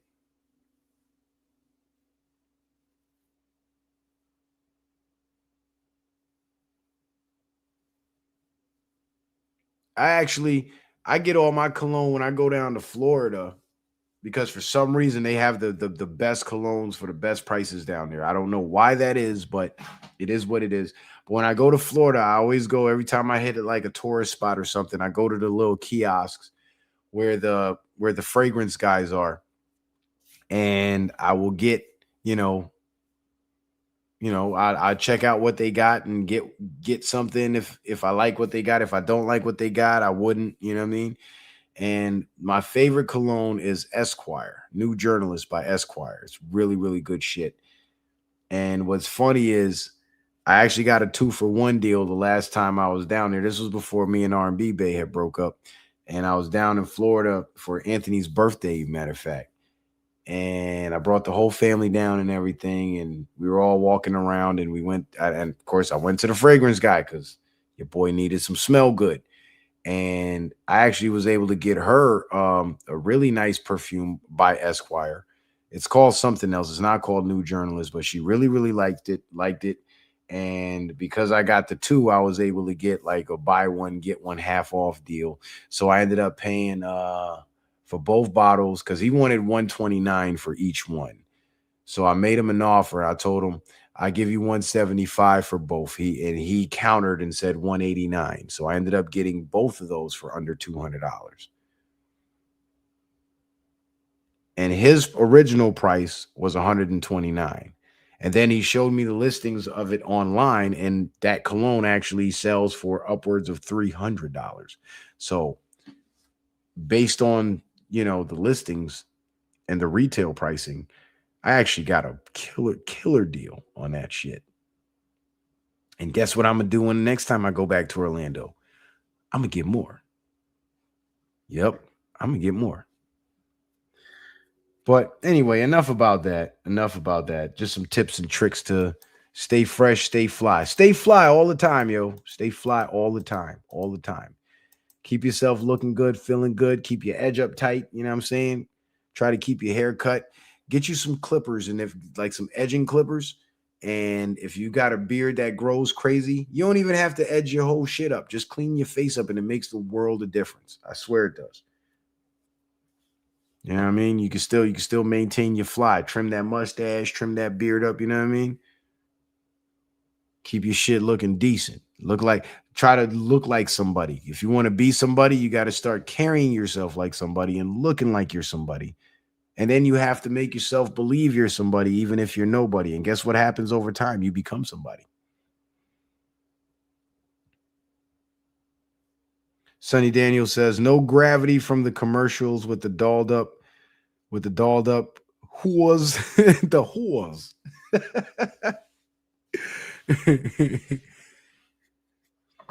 The whores. She's a whore. Yeah, that's funny. Hey, man, on a lighter note, who wants to hear who? So let me start by saying this.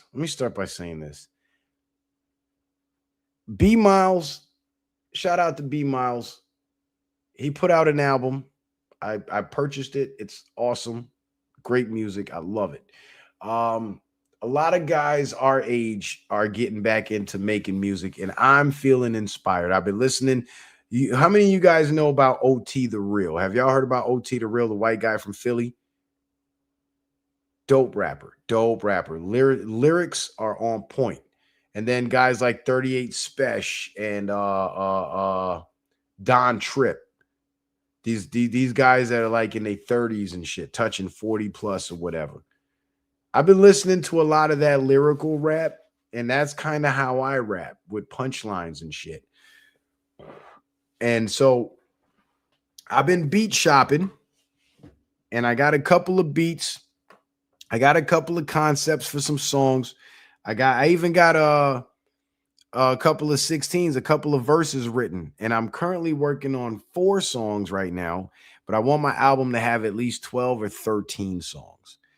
So I still have to select more beats, come up with more concepts, and get back to writing. So I'm going to be doing a lot of lyric writing, and I actually might have a little treat for you guys if y'all are interested, and I'd like to get your opinions on it.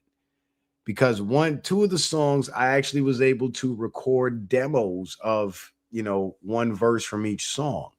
And they're on 2 completely different vibes.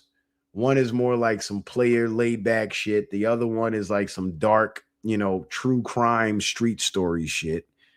The dark one is called The Muscle, and I actually did it. The beat that I played on the beginning of the show, that's the beat I'm using for that song called The Muscle. And the other song, it's a Kofi Kooks beat, and Kofi Kooks has his beats copyrighted, but that's one that I put in my shopping cart because I'm going to buy my beats from Kofi because I like his beats and I support his music. And so, Kofi, if you're listening, please don't copyright this show. And that's why I waited till the end to do this, because if I play the beat on the song, if I play the song or the demo and the algorithm recognizes the beat, I might get a copyright strike. Well, not a strike, but a copyright, and I won't be able to monetize until I have the AI edit out the copywritten part of the show. So it'll be cut out after the editing is done. But since you guys are all here and we have pretty much, almost full house, I'd say 50 people is a full house, but we have enough. I am going to, well, first of all, let me poll the audience to see who's interested. Put a 1 in the chat if you want to hear the demos. Put a 2 in the chat if you couldn't care less. I'll wait.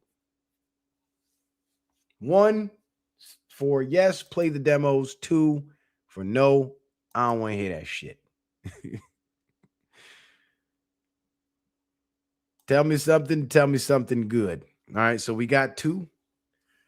We got 2 1s. 3. Oh shit. Everybody want to hear the demos. Sonny Daniels. Sonny, I knew you were gonna say yeah. Billionaire Love, what up? Chad Hartkoff, what up? All right. I'm gonna do it. I'm a motherfucking do it. I'm gonna do it. I gotta play it through my Bluetooth speakers though. So don't hate me. And I gotta do a mic check. All right. All right, so we're gonna do it. I'm pulling it up right now. We're gonna motherfucking do it.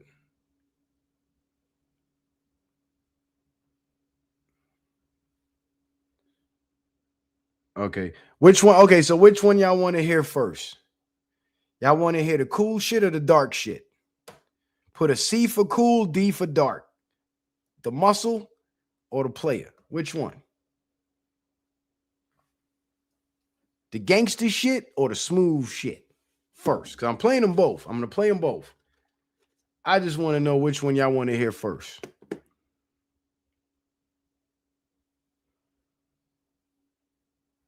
All right. Somebody said the cool shit. Jason M. Schmidt says, definitely ain't heard your stuff in 6 years. Yeah, bro, that's how long it's been. All right. Brother Lee says he want to hear the dark shit. Okay. Where the mob guys at in the chat? Y'all want to hit the muscle? Because if you mobbed up in any way or affiliated in any way, you already know what the muscle is. All right, so we got 2 votes for the cool shit, 1 vote for the dark shit. You guys are going to hear both. Don't worry, you're going to hear both. I'm just deciding which one to go first. So Brother Lee, I think you've been outvoted, good sir. 2-1. So we're going to do the cool shit first. All right. So just give it a listen. Tell me what you think. It's a raw recording straight on the phone. It's not clean or anything. It's not a studio edit. It's just a demo. So don't bite my head off over the quality. All right. Here we go.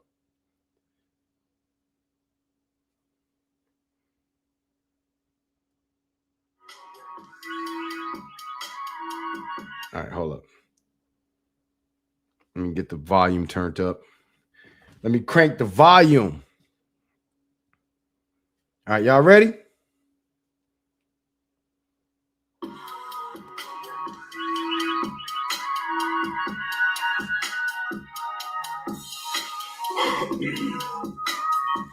Let me good my throat. Yeah. Pop sat me down and said, here's the deal. The love ain't always fake, but the hate is real. Same ones you feed off of work in the field. Scoff behind back while you cook their meals. Can't get it back, so don't waste your time. Never trade it for a bucket, don't save a dime. And every bitch I fuck, know that shit ain't mine. Too many good men fall for the same old lies. I'm on the same old grind, but a different time. More memories as I kiss the sky. I'm getting older now, I'm getting colder now. At peace in my home as I hold it down. Mastered myself, I control it now. Manifesting my wealth is so profound, but the lames don't get it, cause the game's not with it. Boss and the slave don't speak the same language.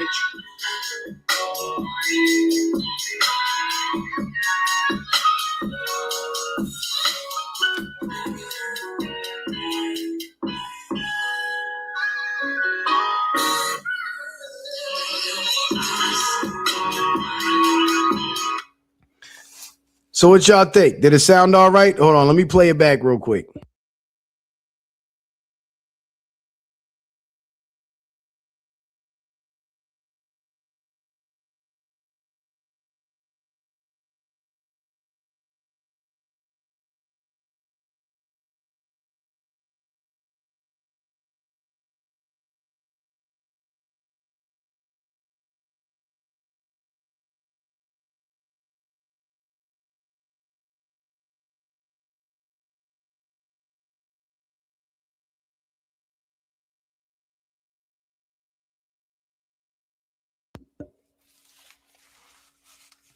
Well, thank you guys. I'm glad y'all liked it.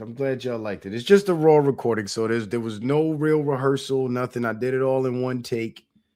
The lyrics is kind of deep though, and I like the way it ended. I ended that shit so cool.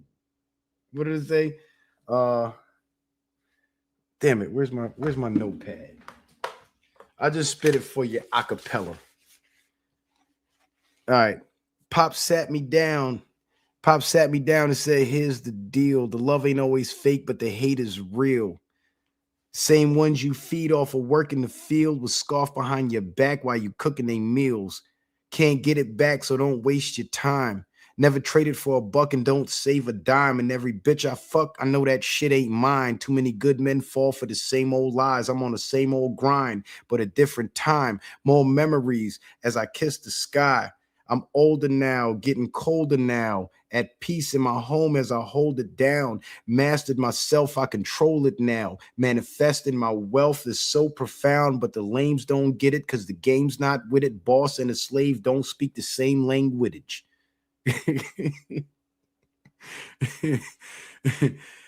Y'all like that shit? I like that shit. Fuck all that. I like it. God damn it.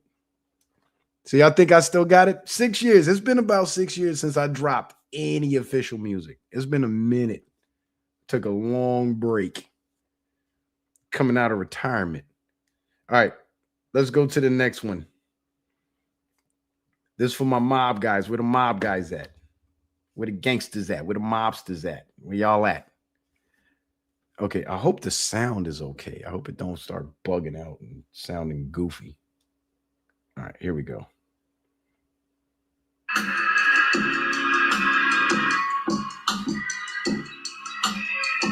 This one's called The Muscle.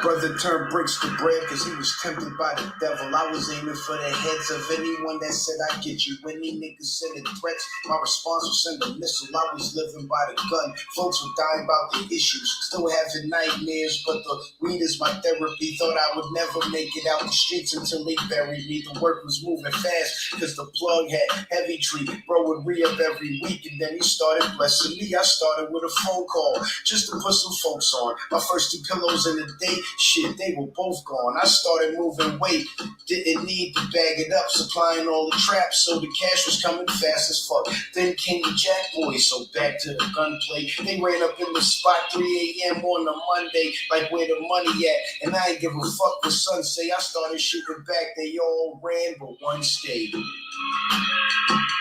The muscle.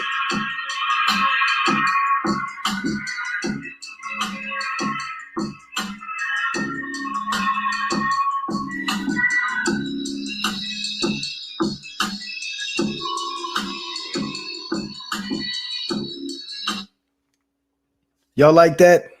Billionaire Love says, I like your voice. Thank you, Billionaire Love. What you guys think about that? I'm going to run it back on my phone so I can check the sound, see if I need to adjust anything.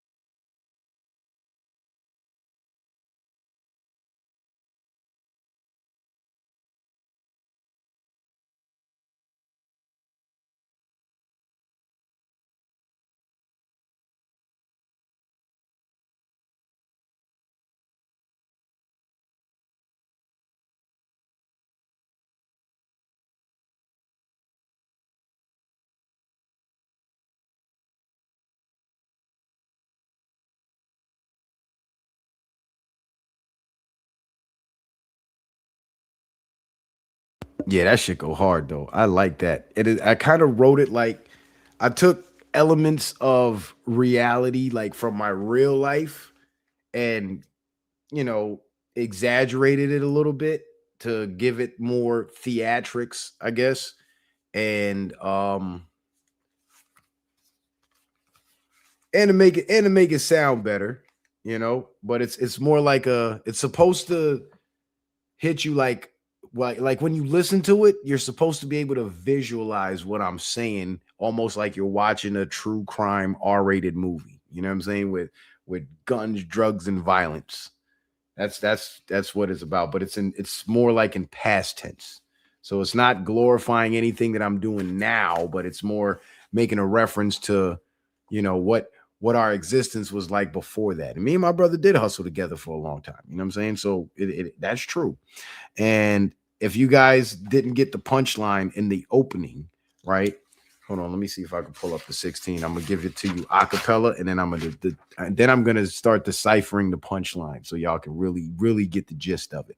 So the first line is, my brother turned bricks to bread because he was tempted by the devil. Now you remember when the devil came to meet Jesus at the top of the mountain when Jesus was fasting and praying, and the devil tried to tempt him to turn the stones into bread. Well, bricks are stones, right? So turning bricks to bread, in order to do that, you would do that because you're tempted by the devil and you're engaging in drug dealing. So you're tempted by the devil. You're doing devilish things, right? So my brother turned bricks to bread because he was tempted by the devil is actually a play on the biblical story of the devil trying to tempt Jesus at the top of the mountain. But of course, we're not Jesus, so we fell for it. What's the next one? Let me see. Oh, and the last line. So the first line is a bit of a punchline that needs deciphering, but the last part, right? Then came the Jack Boys, so back to the gunplay. They ran up in the spot 3 a.m. on a Monday. Where the money at? I ain't give a fuck what sun say. I started shooting back. They all ran, but one stayed. In other words, the Jack Boys kicked in the door, tried to rush the spot. We shot back and killed one of them. That's basically what that illustrates, but in a clever, rhymey, punchliney kind of way. So my brother turned bricks. My brother turned bricks to bread because he was tempted by the devil. I was aiming for the heads of anyone that said I'd get you. Any nigga sending threats, my response was send a missile. I was living by the gun. Foes were dying by the issues. Still having nightmares, but the weed is my therapy. Thought I'd never make it out the streets until they buried me. The work was moving fast because the plug had heavy trees. Bro would re-up every week, and then he started blessing me. It started with a phone call just to put some folks on. My first 2 pillows, and a pillow is a pound, of course. My first 2 pillows in a day, shit, they were both gone. I started moving weight. Didn't need to bag it up, supplying all the traps, so the cash was coming fast as fuck. Then came the Jack Boy. So it goes from a progression of getting put on, you know what I'm saying, blowing up, going from nickel and diamond to being the man, and then came the Jack Boy. So I went from doing good business to having to shoot it out. So then came the Jack Boys, so back to the gunplay. They ran up in the spot 3 a.m. on the Monday. Then I go into the little antidote. Where the money at, I ain't give a fuck what son say. Started shooting back. They all ran, but one stayed. I spit that for my homie in Ohio. He went crazy over that last line. He was like, well, one stayed. I might fuck around and steal that from you. Shout out to my man Frog, yo. Shout out to my homie Frog. That's been my man for years. He used to hustle with us too back in the day. That's how I knew him. He was one of the people that I made a phone call to put on. When I said started making phone calls just to put some folks on. My first 2 pillows in the day, shit, they were both gone. Guess who helped me move them pillows? My man Frog. So shout out to Frog. I think I might dedicate this one to him because this is a flashback of, you know, where we all were back then, back in Orlando, just tearing up the streets, doing all kinds. It's funny though, because when I first met my homie, right? This is a funny story, and it just dawned on me today because he came from out of town, came from Ohio, came down to come kick it with me for the weekend and shit. And I was thinking about it, and I was like, damn, when I first met him, he was just a regular working dude. He didn't have a lot of money because he was on a working man's budget, right? But I know that he had drive, and he was hungry, and he had a lot of people that wanted to right. Shout out to the statute of limitations. That's some real jail talk right there, boy. I tell you. But anyway, so I was thinking about it, and I was like, when I met him, he was just a regular working guy. And then here I come laying all this weed on him, you know what I'm saying, supplying him with weapons and all this shit. And then within a few weeks, not even months, but within a few weeks, he had beef, was having to pull the strap on motherfuckers. You know what I'm saying? Having to call me and the people to show up because people trying to press him and all kind of shit. And I'm like, man, and I was telling him that today. I'm like, yo, Frog, you know, as much love as you got for me, bro, I think I'm a bad friend. I think because I caught a felony doing what I was doing, and you caught a felony doing what you was doing, and you wouldn't have caught that felony because you wouldn't have been doing what you were doing if I didn't put you on to do that shit. So I'm a bad friend. Don't listen to anything I say. Don't take my advice anymore. I will mislead you. Look at my life. I'm paid, but I'm alone. Don't listen to me. If you want to have love and have a family, do not listen to me at all. I am horrible at that shit. Because I just say what it is. You know what I'm saying? The way I see it, I just call it like I see it. And motherfuckers get mad, they get in their feelings and all that shit. And I don't care. I don't have time to care. There's too much work to be done and too much productivity to do. But I just thought it was a funny realization to come to. Like, damn, I was that bad influence that turned you into a street dude. You weren't when I met you. I mean, you had your gangster side. You wasn't the type of guy to take down. You weren't no pussy.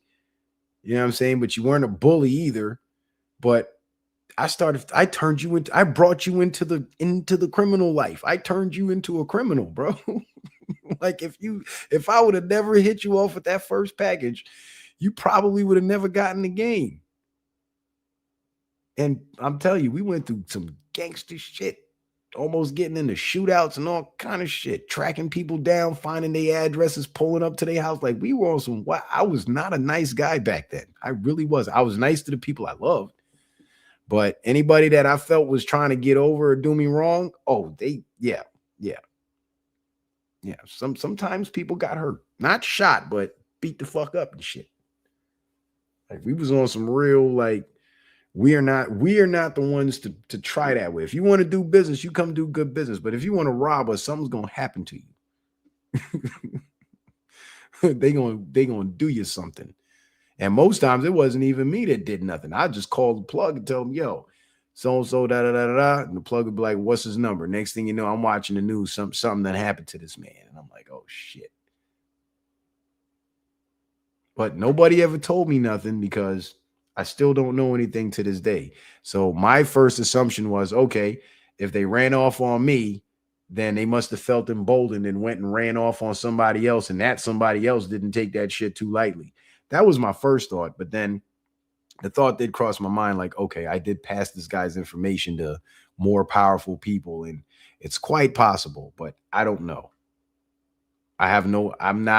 That was above my pay grade. I have no knowledge of that, but people got hurt around us a lot. My brother got shot in the head, and this was like way, way back, like 05 and shit, when we was first starting out. So, and that's kind of what inspired me to write the song The Muscle, because when my brother first started, I was kind of like a hang around, but he was more of like the calm, cool businessman. And I was more like I was in the gym every day. You know what I'm saying? I was the more aggressive one. I was ready for that action. So I was kind of like his protector and I was like his muscle. So whenever he'd have to go on moves and shit, he would ask me to go with him. And then eventually, some shit went down and me and him almost got in a shootout with some people. And I mean, I'm talking car chasing traffic with weapons out shootout, like for real, like real deal movie shit. But nobody ever shot because there were too many bystanders around and we didn't want that kind of smoke. But anyway, my brother would take me with him to have his back. And then we wised up and realized, you know what? We both can't hang together if we're doing the same shit, because either we're both going to end up going to prison or we're both going to end up getting hurt.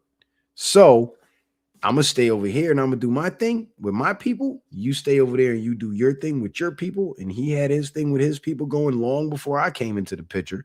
And when I came into the picture, me and my man Frog and my other man Kenny, we held it down. So I had my crew, he had his crew, but we kept it separate. And so if anything would happen, like if he would get busted, get popped and go to jail, I can go bond him out. Or when I got popped and went to jail, he sent his girl to bond me out. So we were actually able to help each other because one of us was always in good standing, even if the other one was down. Like when he got shot, I was out with my girl when he got shot. And I had to drop everything, speed back to the house to get his insurance paperwork and stuff and run up to the hospital. That was a crazy day because his friend, his homeboy that lived in the apartment downstairs, because what happened was he had a spot upstairs. And this guy, my brother's a crazy person. This was like 20 years ago, mind you. This motherfucker's in the apartment and he's slinging crack, coke, weed, anything you could think of. This guy was like the Walmart of dope. that was big bro. Like he was not out here playing at all. And just like any hood story, you start doing too good, making too much money. And three guys one night decided to try to force their way in the door, because the way he would do it, people would knock on the door and he would look through the peek hole to see who it was. If it was somebody familiar, he'd open up the door, serve them through the door. They'd be on their way. So this one night, three guys decided they were going to rob the place. So they knock on the door. My brother opens up the door like usual, but they as soon as the door swung open, they just pushed their way in. And I don't know if all three, because I wasn't there. So he was in there with two of his homeboys. And I don't know if all three of them had guns or if just one of them had a gun. But whatever it was, they pushed them when they pushed their way in. And the guy that shot had a 22. Thank God it was a fucking 22 and not a 9 or anything bigger, because the back of my brother's head would have been gone. So when he pushed my brother kind of like stumbled and ended up leaning forward somehow. Or I guess while he was stumbling, the guy was going to shoot him in the face while he was stumbling, had the gun pointed right at his face. That's what my brother said. And he said when he saw the gun, he ducked down, like he ducked his head down. And as soon as he ducked his head down, the guy shot and the bullet hit like the back of his head, but the back of his head was facing the ceiling because he was ducking his head down, and it rolled off his skull down the side of his neck, around his spinal cord, mind you, not through it, but around it. And it came out right at the base of his neck, right behind his collarbone, damn near. So his homie calls me and he's like, yo, niggas just shot your brother. Da, da, da, da. And I'm like, what? Wait, what? Where's he shot at? Is he all right? And they're like, and then what was his name? Felix. That was his name, Felix. So I was like, where's he shot at, bro? And Felix is like, he's shot in the shoulder. He shot in the shoulder. I was like, okay, good. At least it's just his shoulder. So he'll be fine. He's not gonna die. And then about I want to say like 10 minutes later, because I'm like, all right, I'm gonna go get the insurance paperwork, whatever.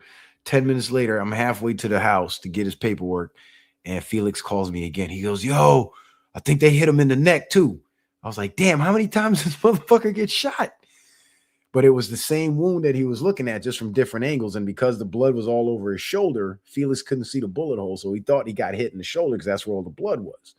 And then as they were sitting in the car, and mind you, my brother's on his feet the whole time, holding the back of his head, talking about his head hurt. Yeah, my head hurt. That was him. And I guess when they got in the car, Felix got a better look at the wound, and it was actually the exit wound on the base of his neck. So that's when he called me back. He's like, yo, they got him in the neck too. They hit him in the neck too. Da, da, da, da. And I'm like, oh shit. Now I'm starting to worry, right? So I get me and my girl, we get to the hospital. My parents are there. I'm like, oh fuck. Now they know this motherfucker's selling dope. My parents are fucking there. And it's funny because me, my brother, and my sister was there too. So me, my brother, and my sister, we're all dark skinned like our dad. And our mom is light skinned and she looks Indian. Right. So she don't look like none of us. So this is funny. So we're at the emergency room, and my dad is telling the lady, like, you know, who my brother is and that they're here to see him. They heard he got shot, you know, and you know, and it was pretty serious and whatnot.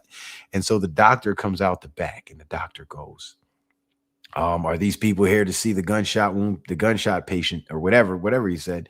And the lady says, yes, this is the dad, this is the brother, this is the sister. And then she points to my mom and she goes, and she said she's the mom. My mom was so offended. She was like, you bitch. I am his mom. What the fuck? But none of us look like her. We all look like our dad. That's the funny thing. So, and I used to get that a lot when I was a kid too. People didn't believe my mom was my mom. But anyway, so after that, the doctor goes back in the room to check on my brother, and then he comes back out, and then he says something about, I don't know what he was saying. He says, "Oh, we were able to stabilize the bleeding. There's no bullets or bullet fragments lodged in his head." And then I heard head, and I'm like, "What the? How many times did they fucking shoot this guy? First it was the shoulder, now it's the neck, now it's the head." And I believe the head because it's coming from the doctor. So the doctor ain't going to mistake that shit. At least I'd like to hope not. So we're in there and I'm scared to death because I'm thinking this motherfucker's hit up 3-4 times. And it turns out that when we finally go see him, he shows us the bandages and shit. And it turns out that it was one bullet that just ran down, rolled off his skull, around his spine, and came out his neck. It was the weirdest thing ever. And the doctor was talking about how lucky he was to survive because somebody else came in with a similar gunshot in the same place, and their brains were all over the pillow. So my brother was extremely lucky for that. And wouldn't you know, like any lucky dog, he heals up. He gets out the hospital, he comes home and goes right back to business. Bandages and all. So there's an interesting story. I've seen some shit. I've been shot too, by the way, but it wasn't over no street shit. I mean, for a guy with 3 baby mamas, I'm sure you can guess where that shot came from. It was my first baby mama that shot me after we broke up and shit. And yeah, that was fun. I try to make it sound more gangster than it is. Like I got shot in the chest, but I don't say who. Because if I say who, then everybody's going to laugh at me.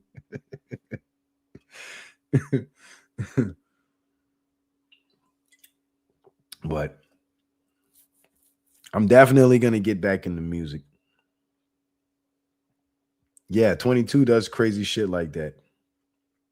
It does. It does, because I've seen 22s roll off of bones. I've seen 22s smash right through the bones. I've seen 22s lodge in a muscle in the arm and end up getting pulled out of the shoulder blade. Like, yeah, 22s are dangerous. People think because it's a small bullet, that shit don't do no damage. But once it gets in you and starts swimming around, like we're talking lead poisoning, tissue damage, internal bleeding, like don't let it be a 22 hollow point. It'll put a 9mm size hole in you. It won't penetrate as deep as a 9mm, but it'll open you up like a 9mm.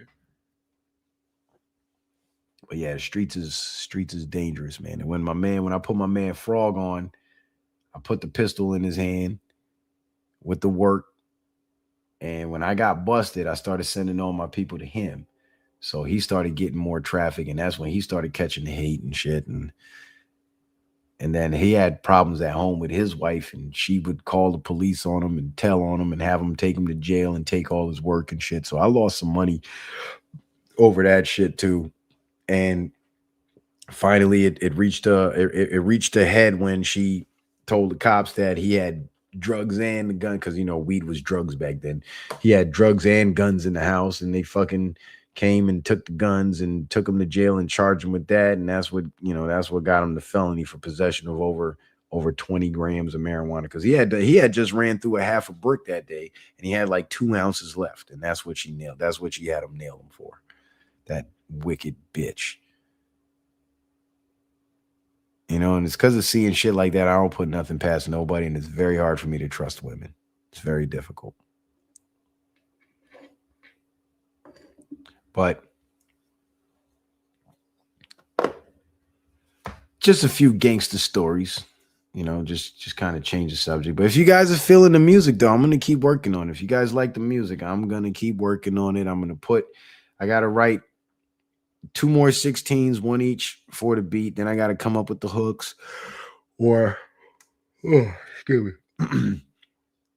possibly get features for the hooks or something. That's what I would like to do, is get features for the hooks.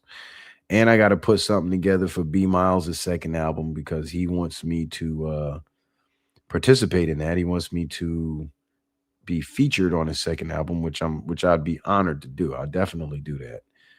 And we're doing big things are going. Rap Palace says, rap is here and I am married now. Are you really, Rap Palace? Is that where you disappeared to? Your wife had you tied up? Yeah, D. Allen, I lived a crazy life, bro. If I made a movie out of my life, it would be a hell of a movie. And you know what? I'd do what Big Meech did, and I'd get Anthony to play the young version of me, because he looks just like me, and I know when he gets older, he's going to look even more like me. So he'll play the younger me, like the school age me. And then I'll probably shave my beard and get some nice makeup, movie makeup and shit. Make myself look 15 again. I think I could pull it off. And then play the high school to college age me. And give me some better looking women than my baby mamas to play my baby mamas.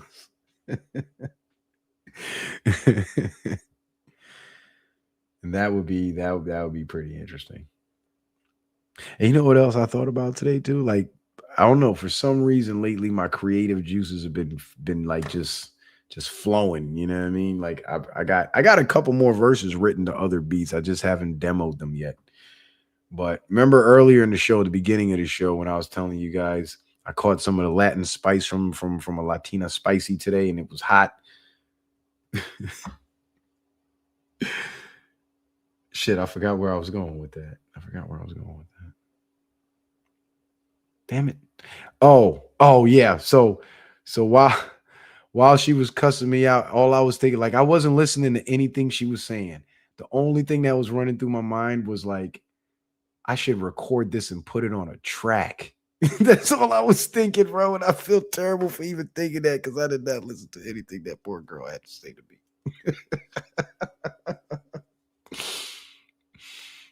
All I remember was her starting off calling me Jaden and then ending my with a fuck you. And I think she might have called me by my last name a couple times. Fuck you, Ben.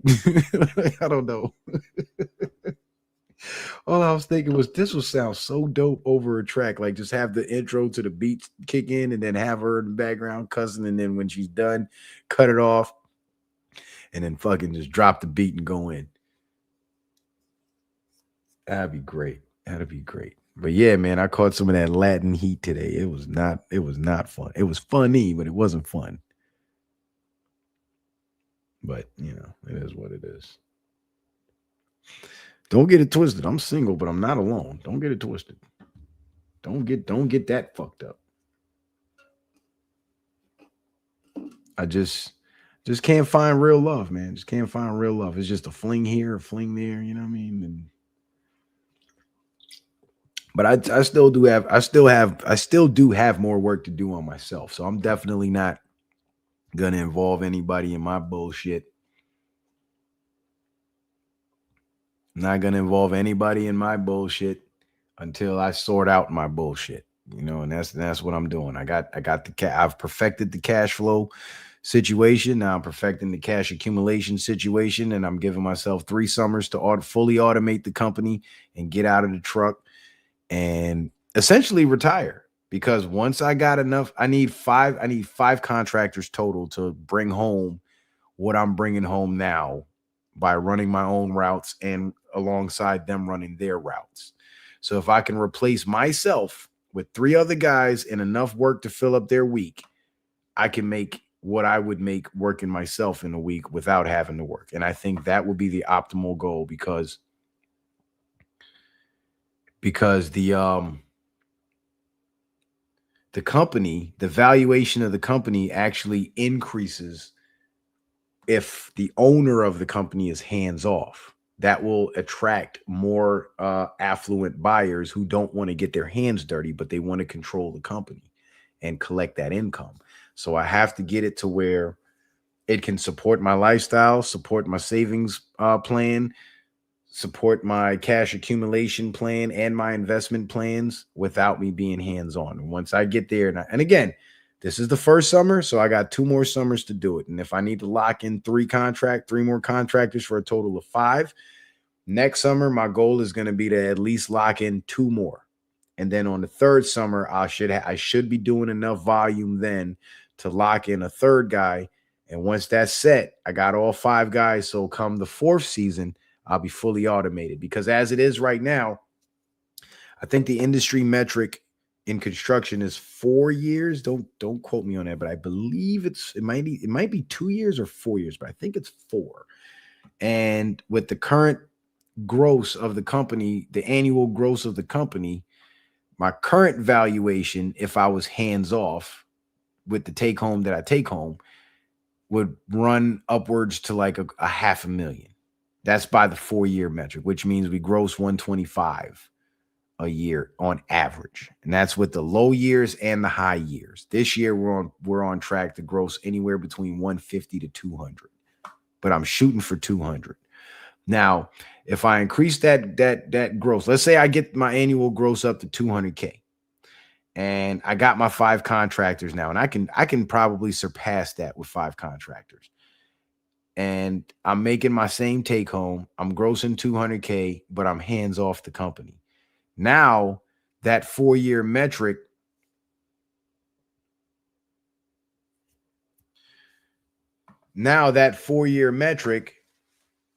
actually means something, right? So we go from having a on paper valuation of, let's say for mathematical purposes, $500,000. If I get it to where I'm hands off, it'll be worth $800,000. Now, in reality, the company's not going to sell for $800,000, only grossing 200 a year, because nobody's going to buy that company with a 4-year recuperation time. They'll want to recoup either in the first year or in 2 years. So with a paper valuation of about 800K, a realistic sell price, like a fire sale price to, get it off quick, would be $250,000. A decent price to retire with would probably be about $350 to $400K. If I get an offer for $400K for the company fully automated, I'll take it. I will fucking take it. Because I'll put $200K out of that $400K on one of my S&P index funds, collect 20% annual growth profits from the 20% annual growth. That'll put me at what? With 200,000. 20% of 200,000. 10% of 200,000 is 20,000. So 20% would be 40,000. So off of $200,000 on the index fund with the annual gains rate of 20 to 22%, I'll literally be making 40 grand a month 40 grand a year just off of having 200K sitting in the money market account. Think of how many people out there got to go bust their ass 8 hours a day for 5 days a week to make less than that. And I'll make that with my eyes closed as long as I can get my hands on that bread. So I feel like I'm real close. I'm real close to it, but I'm going to give myself time. I'm not going to rush the process, and I'm going to just keep working and keep building and stay focused, stay diligent. Don't let no Latina spicy distract me. and we're going to get rich out this motherfucker. We are. And I got some debts to pay. I got some wonderful people that looked out for me when I was down. And, I had ventures that failed and I ended up in debt, and I owe thousands of dollars out there in the streets, but everybody's going to get paid. But I have to position myself first, because if I put that money out there now, it's going to take away from my ability to automate. Because, of course, I'll still make a living and I'll still be able to maintain my lifestyle with or without that money. But I need to keep that account on swole so that interest can keep building up and piling up.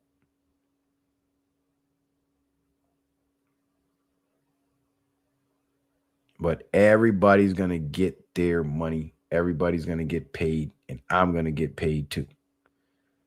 But I don't want to sell my company. But I'm thinking, with a few $100,000 in my hand, I can finally fully break into the real estate market the way that I wanted to do it pre-COVID. And I think that will be my next transition where I reinvent myself. I think that's going to be it. But, keep me in your prayers, guys. I appreciate all the positive energy. I can definitely feel it. You guys have been, I know a lot of you guys have been praying for me, and I really appreciate the love and the support, because you guys have been there through thick and thin. And I don't care what nobody says about y'all or my channel or what I do here. What I do here is God's work, and I've been doing it for years, and I've been doing it longer than most people. And I've honed my conversational skills and my communication skills to a T. I've learned human psychology and how to communicate effectively with people to get the actual responses that I need, how to ask the right questions and use the right words. And I'm still learning, but I'm getting better at it. So, the growth process continues. I'm pretty much in my season of isolation. And it was rough at first because I was lonely, because I was used to having a house full of people, but it's kind of cool like this. Having the autonomy to do whatever I want. And I think that's awesome. But you guys, like I said, keep me in your prayers, and keep this country in our prayers too. And I hope that, and to get back on subject, let's get off of me for a second. To get back on subject, I hope that this midterm election comes with the Patriots sweeping the House and the Senate and reversing all this bullshit that these foreign infiltrators put in place.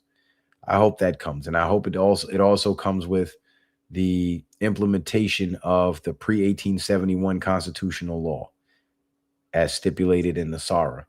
I hope we start to see all of that come to fruition, as we've seen some of it come to fruition before.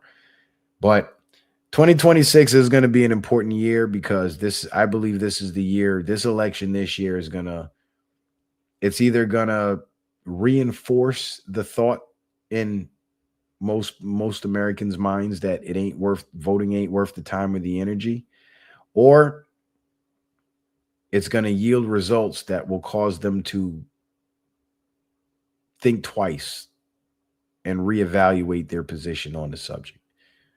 But, we just have to wait and see.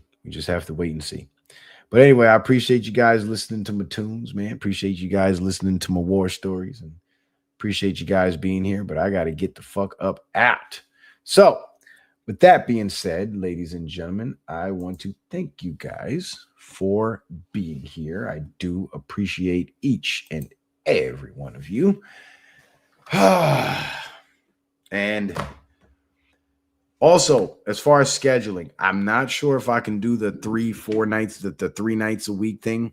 So what I'll do for now, because Mondays are my days off, so I could sleep in a little bit on Mondays, I am going to